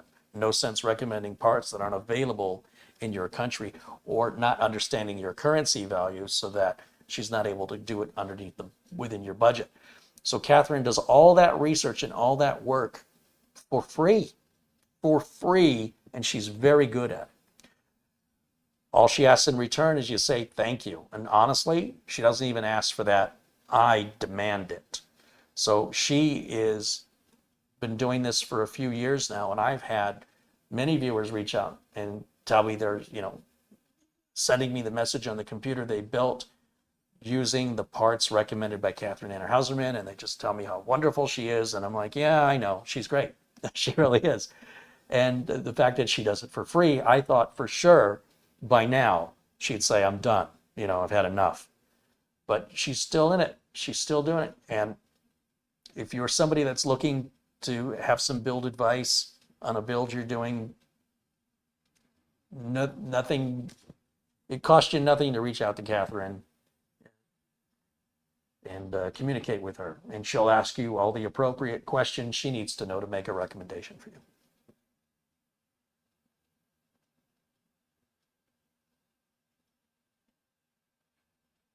David Martinez says, hello. Hey, David, welcome in. Salvatore says, hey, Carrie, I love your videos. I learned so much from you. Thanks for all you do for us. Well, hey, thanks for joining me. I appreciate it. And Mort Mott and several others all agree. Catherine is wonderful. She does a good job. It's not enough to be nice, right? If she's giving you a bad parts list, in other words, parts that aren't compatible or parts that don't meet your expectations when you get it all built, you're probably going to be disappointed. None of these people that have worked with her are disappointed. I haven't talked to anybody who's ever been disappointed with Catherine. I think one person said she wasn't responding to them fast enough for their free help they were asking for. That took a lot of nerve. But with that one unreasonable person, that's not Catherine's fault. Mendel's Photography contributes $2. He says, thanks for all your help. I love catching you live. Well, thank you. Thanks for sharing the love. I appreciate that. Jason Cordry says, hey, Carrie, I'm sorry I haven't been watching lately. I'm busy working. Well, it's a good excuse. I'm fully supportive of people working. No problem. We're glad you can join us today. Luke Greenia says, Catherine is an asset to this community, to be sure.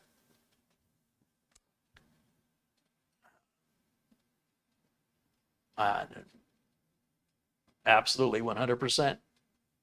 I was trying to think of something funny, but I don't want to be disrespectful. Catherine surely is you're all assets to this community, but she's offering to do something for all of you for free, for anybody who asks. And it's pretty cool. Ed says, I vouch for the CDK Deals keys. Special thanks to Carrie. So Ed said, apparently what he's saying is he paid for a key, he's tried it, it works, and he can verify everything I'm saying. Appreciate that.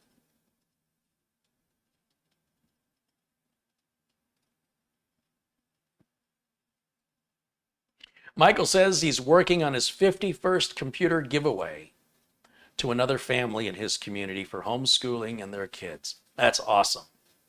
51 computers Michael Dane has given away to his local community, and he's contributed very generously here as well financially. So, again, you're just amazing members of this community that you're all a part of, and it's very special. You guys are what make this whole thing special. All of you. In fact, I haven't really seen any trolls or bullies or spam or bots in the chat today, which is a great sense of progress. All right, where are we at on this install? Almost there.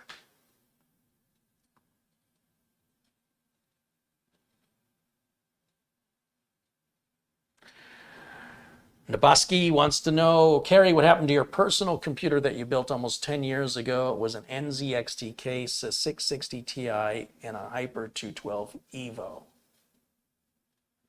I don't recall ever owning an NZXT case except for the Nuka-Cola build with the 8086K, which is still back at Studio A, not completed. Like it needs cable management. I want to switch the fans out to Noctua fans. I did like an NZXT Phantom 410, but it wasn't for me. I built one for Mike Smith and I built one for somebody else. The build you're describing is not familiar to me. I don't know which build that is. Richard Virchow contributes $10. Thank you, Richard.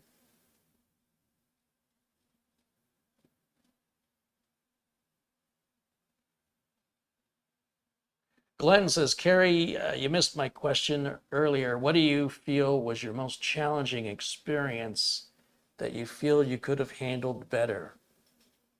Every experience. Anytime you have a new experience and you get through it, you can reflect on it and say, well, you know, it would have been faster, easier, cheaper, whatever, you know, doing it a different way. So every experience I've had could be better.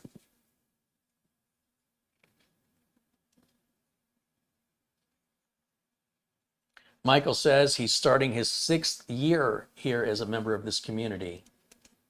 That's awesome. How's it been 6 years? How's that possible?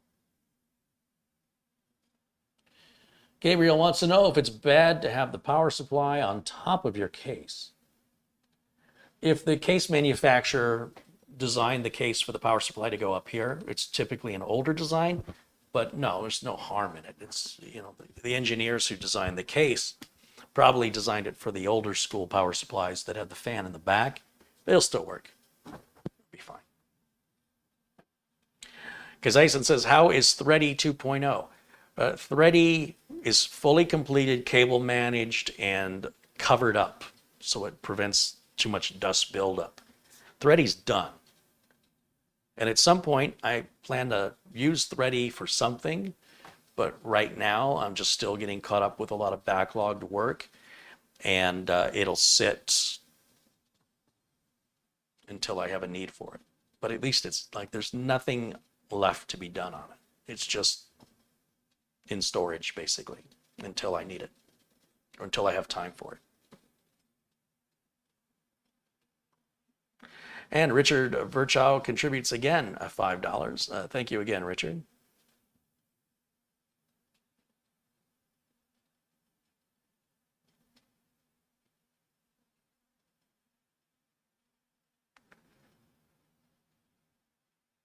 Edgar says, you and Mitch and Subaru Mike should do a show together. The All-Star Show.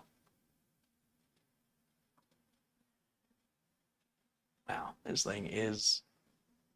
I have to tell you, I did this update manually on an i9 9900K, and it seemed like it took forever. I'm like, you've got to be kidding me. A super high-end system, and the update still took forever. So that's no indication that this system is in any way weak. That's just, this update is just inherently, when installed manually, it takes a while.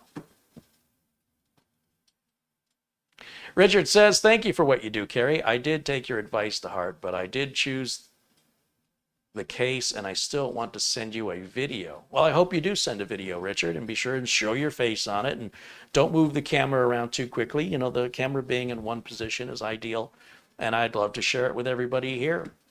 So yes, I love that. Thank you. Randy Essert contributes $10. He says, keep up the good work, Carrie. All right, Randy, I will. Thank you. We've got 470 people watching us live right now. And I hope if you're watching, you join in on the chat room, even if just to say hello. We're very friendly in here, assuming you are. And just something as simple as a hello, you might be surprised where that leads in a very positive, nice way. Everybody who is kind is welcome in the chat room.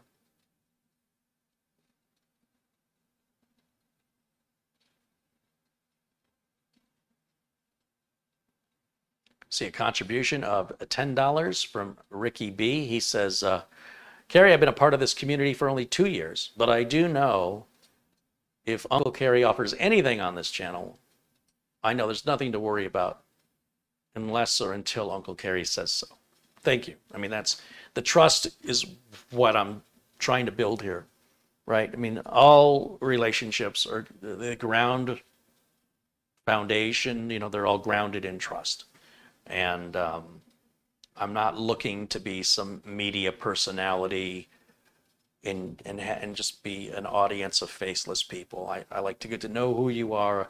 I like to get to recognize your name and say hello to you. And it feels good when you recognize people other than just having people recognize you. It's a very strange thing in life to have people approach you as though they know you. And yet they haven't so much as introduced themselves. And you're like, okay, step back a minute. Who are you? So it's nice when I get to know people and become familiar faces here in the chat room. And yeah, it's very, it's warm fuzzies is what it is. Yeah. So I appreciate you're a part of it, and I hope you will remain so for a very long time, part of this community.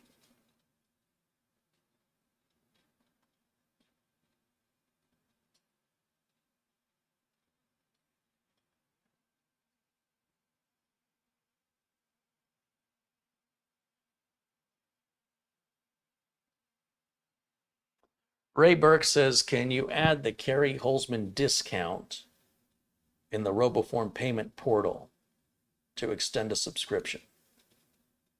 Well, if I could,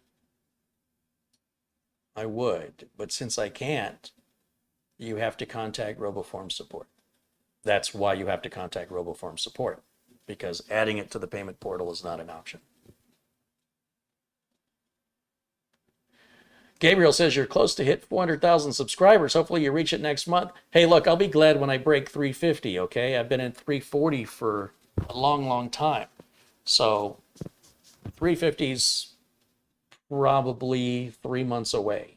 I mean, it'd be nice if I could hit 350 before August or the end of August, but at the rate I'm going, August or September before I break 350, and then probably a full another year and a half will have to go by before I hit 400,000. I'm averaging about 2,800 new subscribers a month, so you can do the math on that. And it's been that way for the last 2 years. But that's okay. I'd rather have quality than quantity. I'd rather have quality viewers in this community and quality people in this community. Which obviously means we're going to have fewer people in the community because you guys don't represent the typical behaviors of people on the internet for people who interact on the internet. You know that. So this community is going to grow at a smaller rate because the quality of the viewers is higher.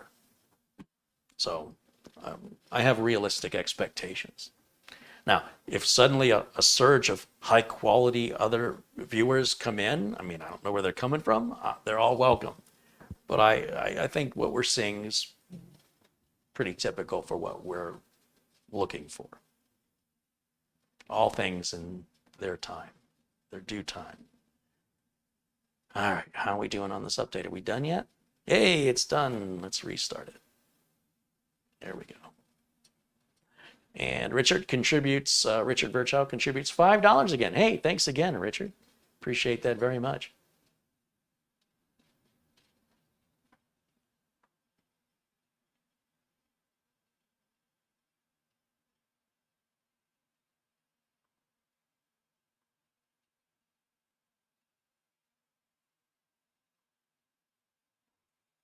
I know this will go away in time, but I'm just going to click it just to get it moving.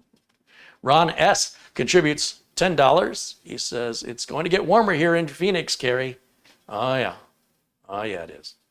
Jim Barksdale says, I'm 85 years old and I watch all the time live in Peoria. I was blue and I don't know what happened. I don't know what happened either, Jim, but we can certainly turn you blue again. There you go.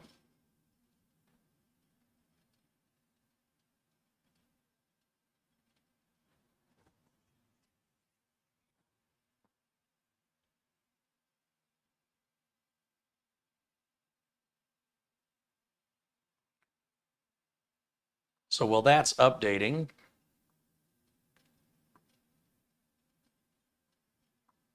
I'll just put myself over here. Todd said he had to put the heat back on. I want to live where you're living, Todd. I wish. Because Ison says the community doesn't feel anywhere close to 350,000. It's superb you maintain the kind and inviting feeling of a small group year after year. Well, you know, the amount of people that actually watch the videos, you know, you have subscribers and then you have active subscribers. And of course, of those, then you have even a fewer percentage of people that will participate in the chat. So it still feels small to me. You know, anything under 1,000 people during a live broadcast from the world that I come from, that's a small audience. When I start seeing numbers of 1,000 and more being a regular thing in live feeds, you may notice a shift in the presentation style being a little more cautious, you know, a little more polished, less goofing off, or I might be a little more cautious over some of the things I share because of the momentum of offending a group of people and the amount of lashback that can have. Right now, I'm small enough that it really doesn't matter. But as you get larger, you've got to take on the added responsibility of being very careful of what you say and how you say it. There's a downside.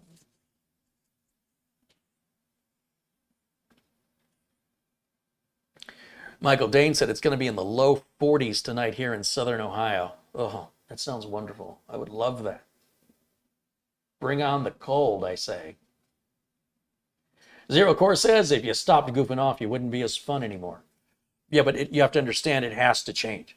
If the channel were to grow to that size and then bigger sponsors get involved, then what you're doing reflects on the sponsor too. And then people are easily offended these days, and then they might start a boycott against you towards the sponsor and then force you to either give up or change the way you're doing things. It's not like a choice I make because I want to. It's a choice I make to survive. We'll cross that bridge when we get to it, but just so you know, you'll probably say, wow, the channel's different now when it's that big. And it'll be that different because the pressure of more people watching puts more at stake. More at stake to lose, and more at stake to win. Yeah.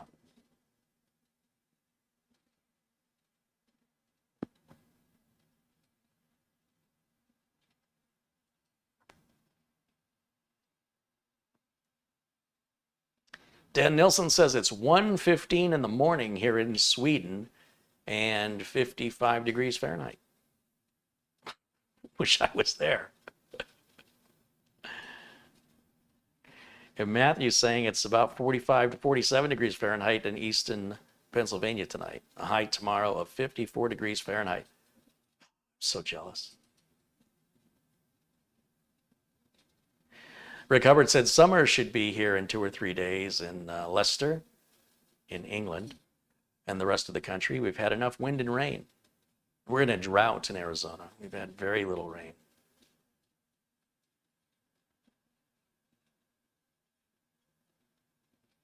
Kiyoshi says hello from Indonesia. Welcome in, Kiyoshi. AC's Drafting contributes $20. He says everything is offensive, so therefore I contribute. All right. Sure, why not? All right, so their update is done, but now there's updates to this update.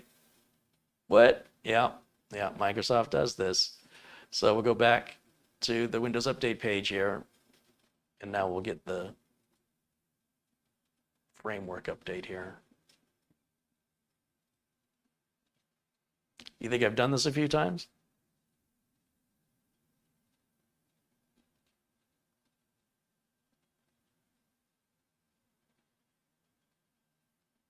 And then there's another optional update, which I'll grab, but I think we have to restart between these. So one by one, we'll get through it.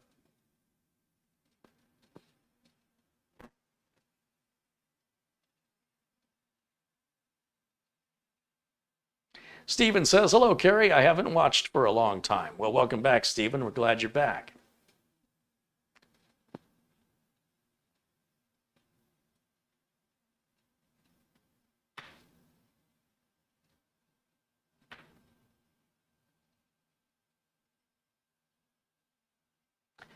Yeah, that's going to want to restart. Yeah, the rest of these updates are small. They're no big deal.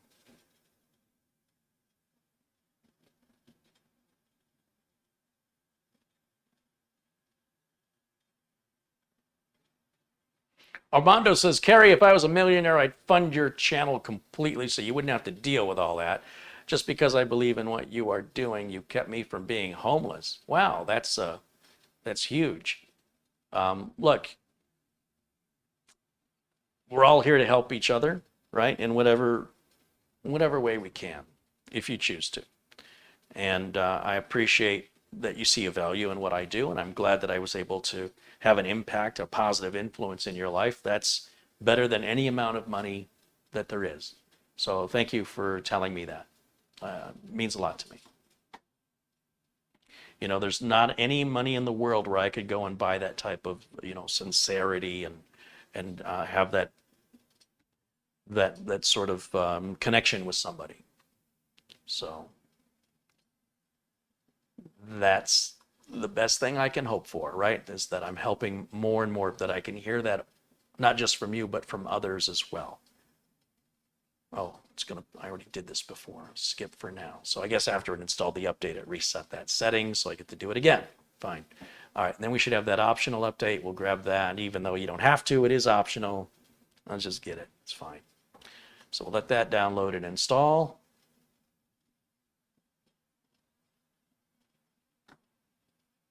Farrell Sparky contributes $5. He says, helping Gabriel support the channel. Thank you, Farrell Sparky. I appreciate that. Let's see.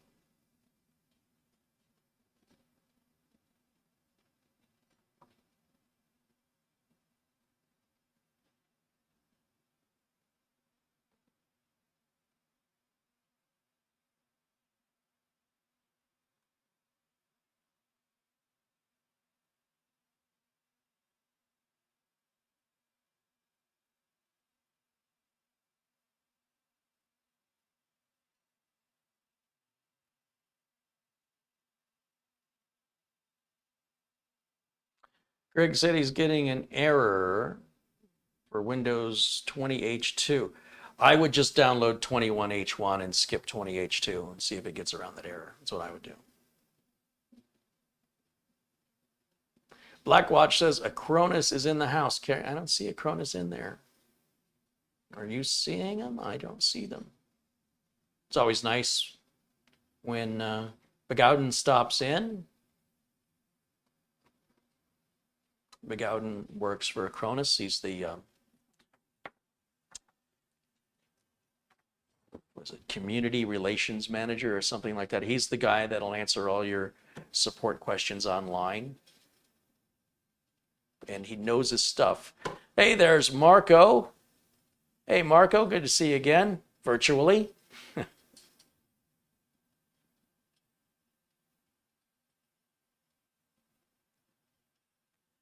Glenn wants to know if I have noticed or heard of the net logon service stopping with the latest patches. It remains automatic, but it just turns off and won't turn back on. No, I've not experienced that. None of my clients have experienced that. Not that we're aware of. Rick Hubbard contributes £5. He says, just to feed the squirrels. It's been chewing that nut for months. No, that's a different nut. They all look alike, you know. That's the problem with nuts. Thank you, Rick.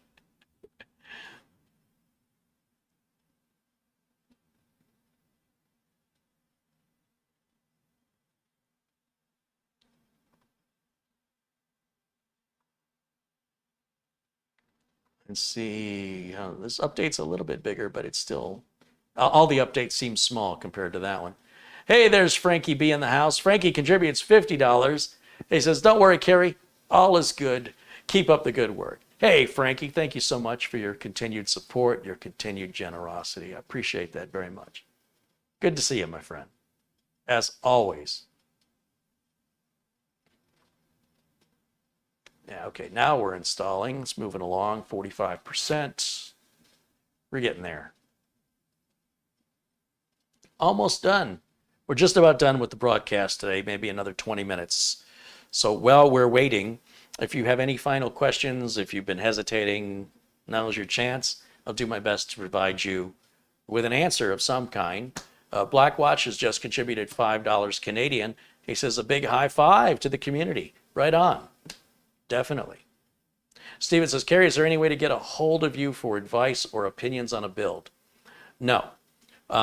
Basically, I am slammed with work, and I have clients, existing customers that are on a callback list. So I can't take on any more work at this time. If you need advice on a build, I'd recommend reaching out to Catherine Anna Hauserman here in the chat. And then, like I said, I'm going to work on getting a tech support solution, but that's not going to be good for build advice. That'll be good for, if you had a problem in your build that you could reach out to. That'll be a paid solution. But there's just the one of me, and there's only so much I can do. And unfortunately, I just can't take on anymore. It's too much. So I appreciate your understanding about that. AC's Drafting contributes another $20. He says, here's for the Squirrel Fund. Armando Garcia with another $10 contribution. He said, I wouldn't have had any way to survive if it wasn't for my new career. Personal, I remember Armando now. He was a personal trainer where, you go to the gym and you work out and you have a trainer. And then that all closed because of the pandemic. And then he was unemployed. And his experience in personal training wasn't going to help him when there's all this social distancing going on. So he said, Personal Trainer to PC Tech is a book I am now writing to share some of the things I learned during COVID. Awesome. Well, I hope you'll send me a copy so I can read it. That's awesome. Katrina Ireland contributes $10. Another contribution from Katrina. Thank you, Katrina. Gainsy95 contributes £10. Says, hey, Carrie, how you doing? Good, I hope. Yeah, staying out of trouble, keeps me out of jail. Got friends hanging out in the chat room from all over the world. Test these different cases and evaluate them and kind of get an idea of what you can expect for your money and whether or not I think that's good enough or not for me. Of course, you can decide on your own. I try and give you all the information so you can make the decision that's right for you, because only you can do that. So yeah, overall, I'd say I got no complaints. I always have complaints. Thank you for supporting and continuing to support the channel.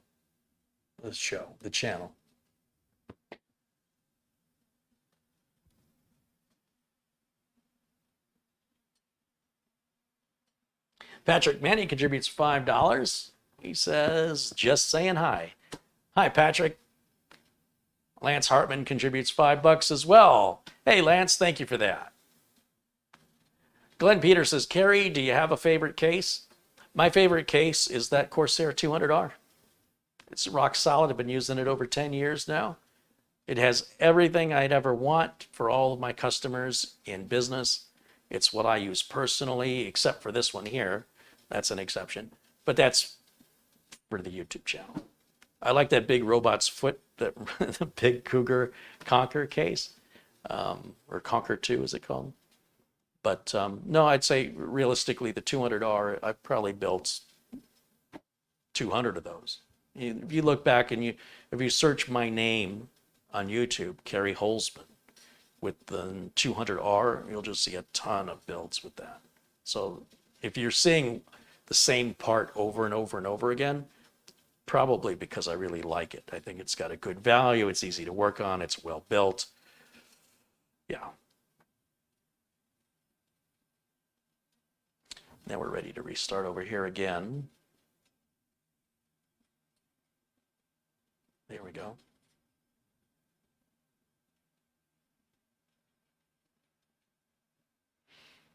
And I'm going to get a cold Gatorade out of the refrigerator as we're just getting things wrapped up over here.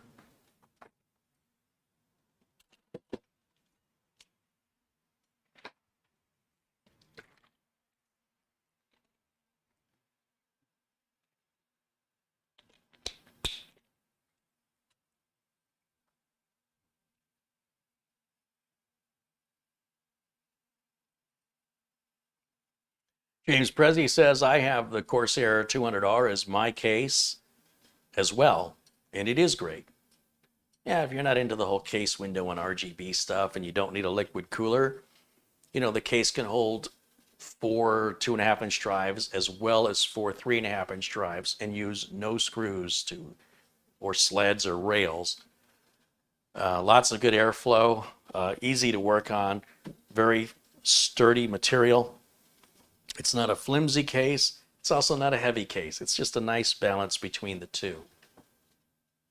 It's got the 2 USB 3.0s. A lot of cases only have one USB 3.0 port or 3 point whatever up at the front, which really bothers me. And it's a very good value case for the money. Trying to find another case that does not have a side window, still has the accessible ports to put an optical drive in the front if you want. In addition, like I said, to the USB 3s, the dual USB 3s up front, find another case that'll do that for less than the cost of the Corsair 200R. I dare you. It doesn't exist. I've looked. Doesn't exist.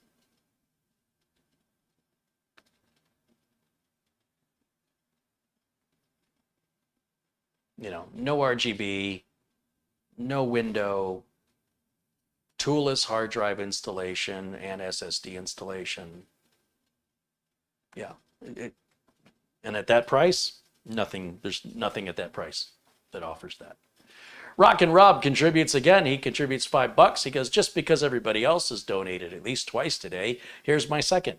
I enjoyed today's lessons and conversations, and I love the special deals too. Right on. Thanks, Robert. Or Rockin' Rob, as you prefer.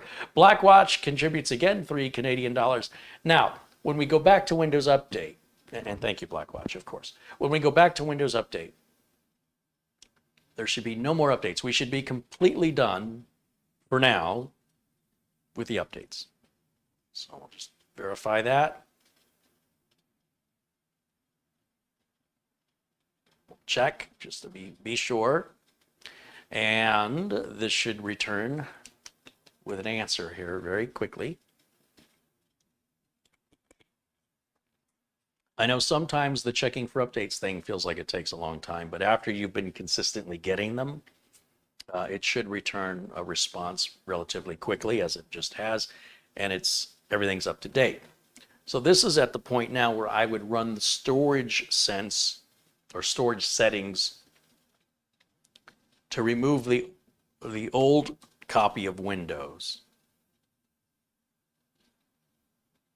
Like I said, the old copy of Windows is going to automatically get removed in 30 days. Windows will self-maintain.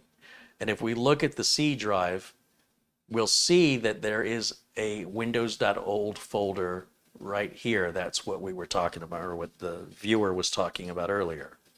And it's a pretty big folder, right? It's a couple of gigs. Let's see.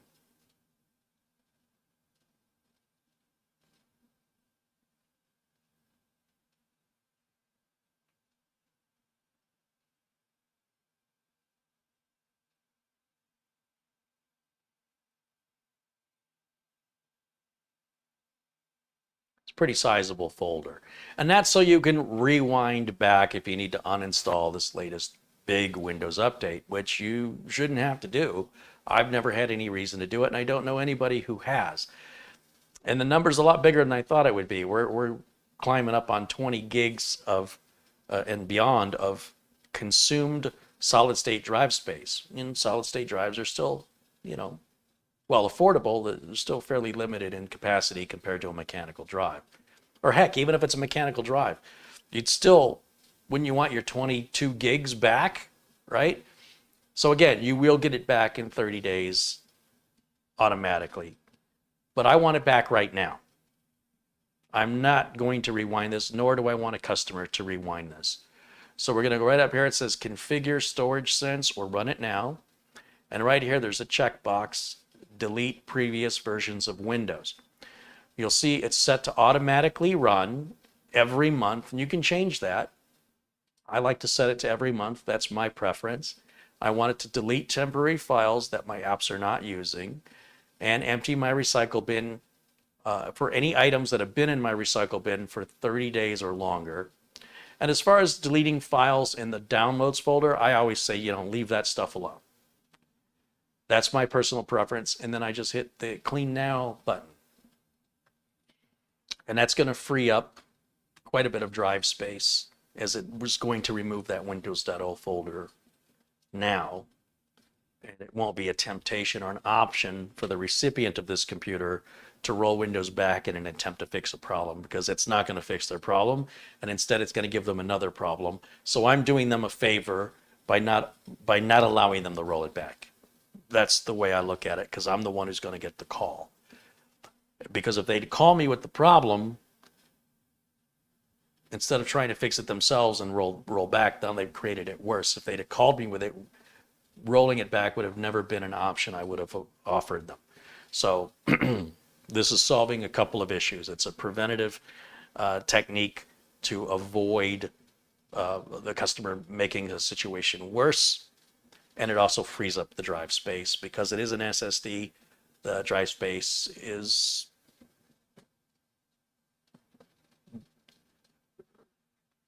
not as abundant as it would be like on a mechanical drive. The real estate is worth more on a solid state drive.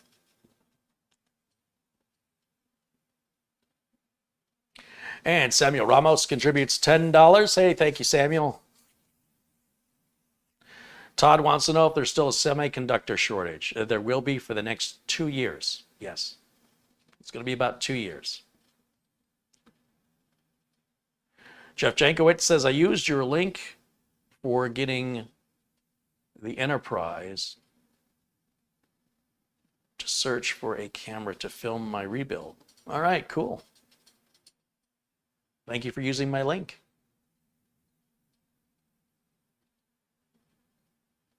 Mike Perodin says, hello, Carrie. Hey, Mike. Madi UL contributes another $10. Hey, thanks as always, Madi. Rick Hubbard says he loves his Corsair 100R case that Carrie hates. I can't fit the cooler in it. The 100R is too narrow. I think the Scythe Mugen 5, or what I was using, was too big, and I couldn't put the panel back on. And then I had some cable management issues with it. It was just too narrow.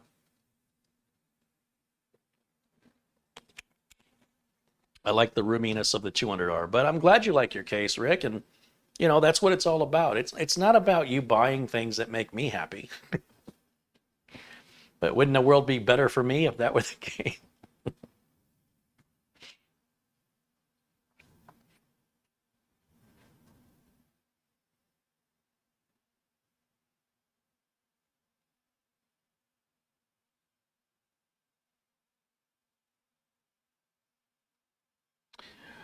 Let's see right now. This, again, it's going to take a while if it's removing 20 gigs of data. It doesn't just wipe out the directory like you would just, it's like wiping out individual files. So it's going through all of those files and removing them. There, it just finished. But here's the thing, there's still more to be deleted. Let me just take care of this little exclamation point down here, and I'm going to show you something. Okay, now we're good. We go to the C drive, right click on it and go to properties. Now this is the old way of deleting temporary files and unneeded files on the system. And the storage settings that we just did don't overlap with this. I don't know why. So if I click on disk cleanup and then clean up system files, And this is really telling if you get like a Dell or an HP or pretty much a computer from any seller, look at the mess the sellers leave behind. If you check all these boxes on a brand new build from Kerry Holzman, you're going to end up down here. This total number is going to be minuscule, right? Because there may be some temp files, after you turn the computer on, that might be, so it'll never be zero. But, let's say you buy a new computer, even from the big guys, the Dells of the world, the HPs, Asus, there's 6 gigs of files that can be deleted. It's taking up 6 gigs of my storage space. So it's like a construction crew comes into your house and does work, but then they don't clean up all the dust and particles of stuff all over your floor. They don't clean up after themselves. Most computer manufacturers do not do this for you. And so by clicking this along with the storage settings, we are going to free up a total of nearly 30 gigabytes of storage, about 26, 27 gigabytes of storage that was previously unavailable to us. Now, granted, that big 20 gig Windows.old folder would be automatically removed in a month. However, because this is a new build, when it goes to the customer, not only do I want it configured and activated and optimized, I also want all of the junk removed that doesn't need to be there so that the customer has the most amount of space available on their storage drive that they paid for. The customer doesn't need any of this stuff that's being deleted. And it's just laziness or ignorance to leave it on there. So when you buy a new computer, it would be a very eye-opening experience for you, regardless if the computer is homemade or from a system builder. Look at the mess they leave behind on your otherwise new computer. I personally find it disrespectful that they can't take the time to look out for you, to give you the best possible experience. It's time consuming. You've seen how much time I'm spending just doing these updates. These manufacturers don't have time for that. They don't even have time to clean up the image that they're restoring on all the builds on the assembly line. You think they at least take the time on the image? Nope, they don't.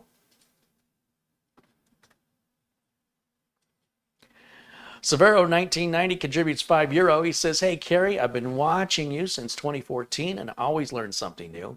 I bought a key of Windows 10 with your code. Thank you. And a shout out for Portugal. Right on. Of course, my ancestors on my mother's side are Portuguese. Yeah, they're from Portugal. Australian or Hungarian, Austrian or Hungarian on my father's side, and Portuguese on my mother's side. So, thumbs up for Portugal. And thank you for the support. Thanks for contributing to the channel.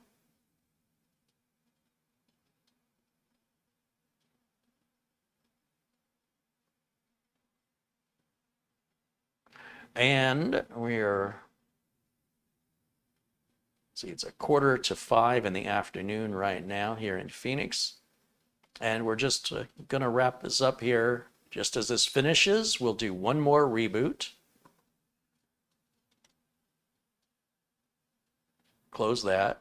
Now you can see the size that we're using on the drive. With a clean install of Windows, we're at just under 34 gigabytes, but it shows it at 31.6. I've explained all that before with 1,000 versus 1,024 and how they're doing the division. But other than that, we can and I'm done with the Windows Update Assistant because I did the update manually, and I don't want the customer playing with that. I'm going to go through the installed list of programs here, find that Windows Updater, and I have to tell it to uninstall 4 times. Right? Here we go. Uninstall. There, I told it once. Now I've told it twice. Now I have to tell it yes for a 3rd time, and now I have to click uninstall.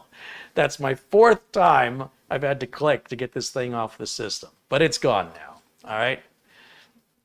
It's just really annoying that I have to tell it 4 times. And then we'll restart, and that should be it. Let's see what our boot time is on this thing.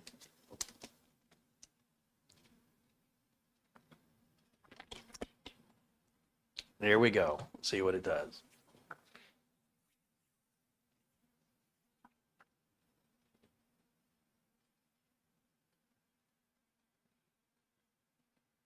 It's under 10 seconds. And it's whisper quiet. So thankfully the Thermaltake power supply was good. So we just had the one bad one. That's fine. It can happen. Can't beat the deal on that for $33. At least it was when I bought it. And then of course, good motherboard, good chip. Everything looks solid. Good storage. It's a nice budget build. You know, budget build doesn't have to be crap. And like I said, the difference between budget crap and budget good, maybe $30 to $50. I'm telling you, it's worth spending just that little tiny bit more and having something that'll be so much more rewarding as far as reliability, performance, and ease to even build it. You know, you'll have fewer problems in the building of the system and getting everything to work and configured properly. And, you know, again, statistically speaking, you'll be less likely to encounter any new problems with regards to component failure that comes along with some of the really cheap bottom of the barrel stuff. So there we are. I can go ahead and shut this down. If I can make it full screen and see it again, we can go over here. Let's see how long it takes to shut down. What was that, 2 seconds? And then we'll go back to camera 1 and we'll go full screen. There we go. Okay, well, that's going to wrap it up for me for today. Thank you guys so much for your patience. I wanted to get some videos out this week, but I had to get these builds done. And next week is going to be another one of those weeks where I've got a bunch of builds I got to get out. But I'm going to try and get at least 3 videos out during the week. And hopefully I can do them live if I can. I've got a review ready to go. And I need to line up an interview next week. Actually, I have to line up 3 interviews. But lining them up means I need to schedule them. They're not going to happen next week. Still need to send an update out on the t-shirts, the shirts. I haven't done it yet. I'm trying to do it all.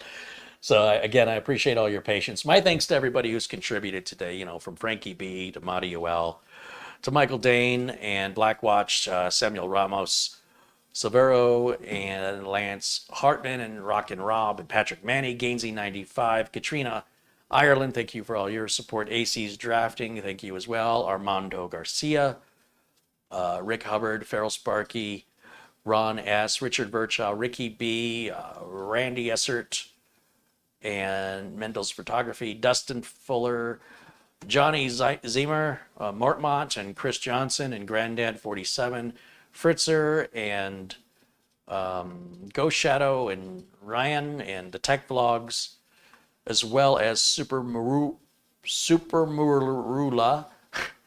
and Stan Ristoff, Molnir, Stormbreaker, Newcomer 8771, Tech Tinktronics, Proud Patriot, Gary Tatum, Viv Pinholric, the Tech Blogs, Yates Networks, Ian Gooch, Brent W., Joseph Panariello, Russ Martin, Joseph Zins, Richard S., Mike Yazzie, Dennis Doyas, Terry Zanders, Rick Lakes, and Fred Sunderland, and Michael Martin. Thank you guys so much for supporting the show.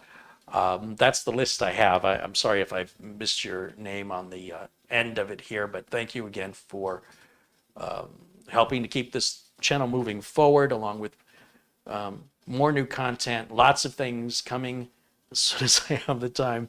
There is a light at the end of the tunnel, so I'm getting there. And again, thanks for hanging out with me. Thanks for just being the cool people that you are in this amazing community. Who knew the internet could be a friendly and supportive place? Well, at least this little part of it is. So I'll see you all again very, very soon. And there we go. Until then, bye for now.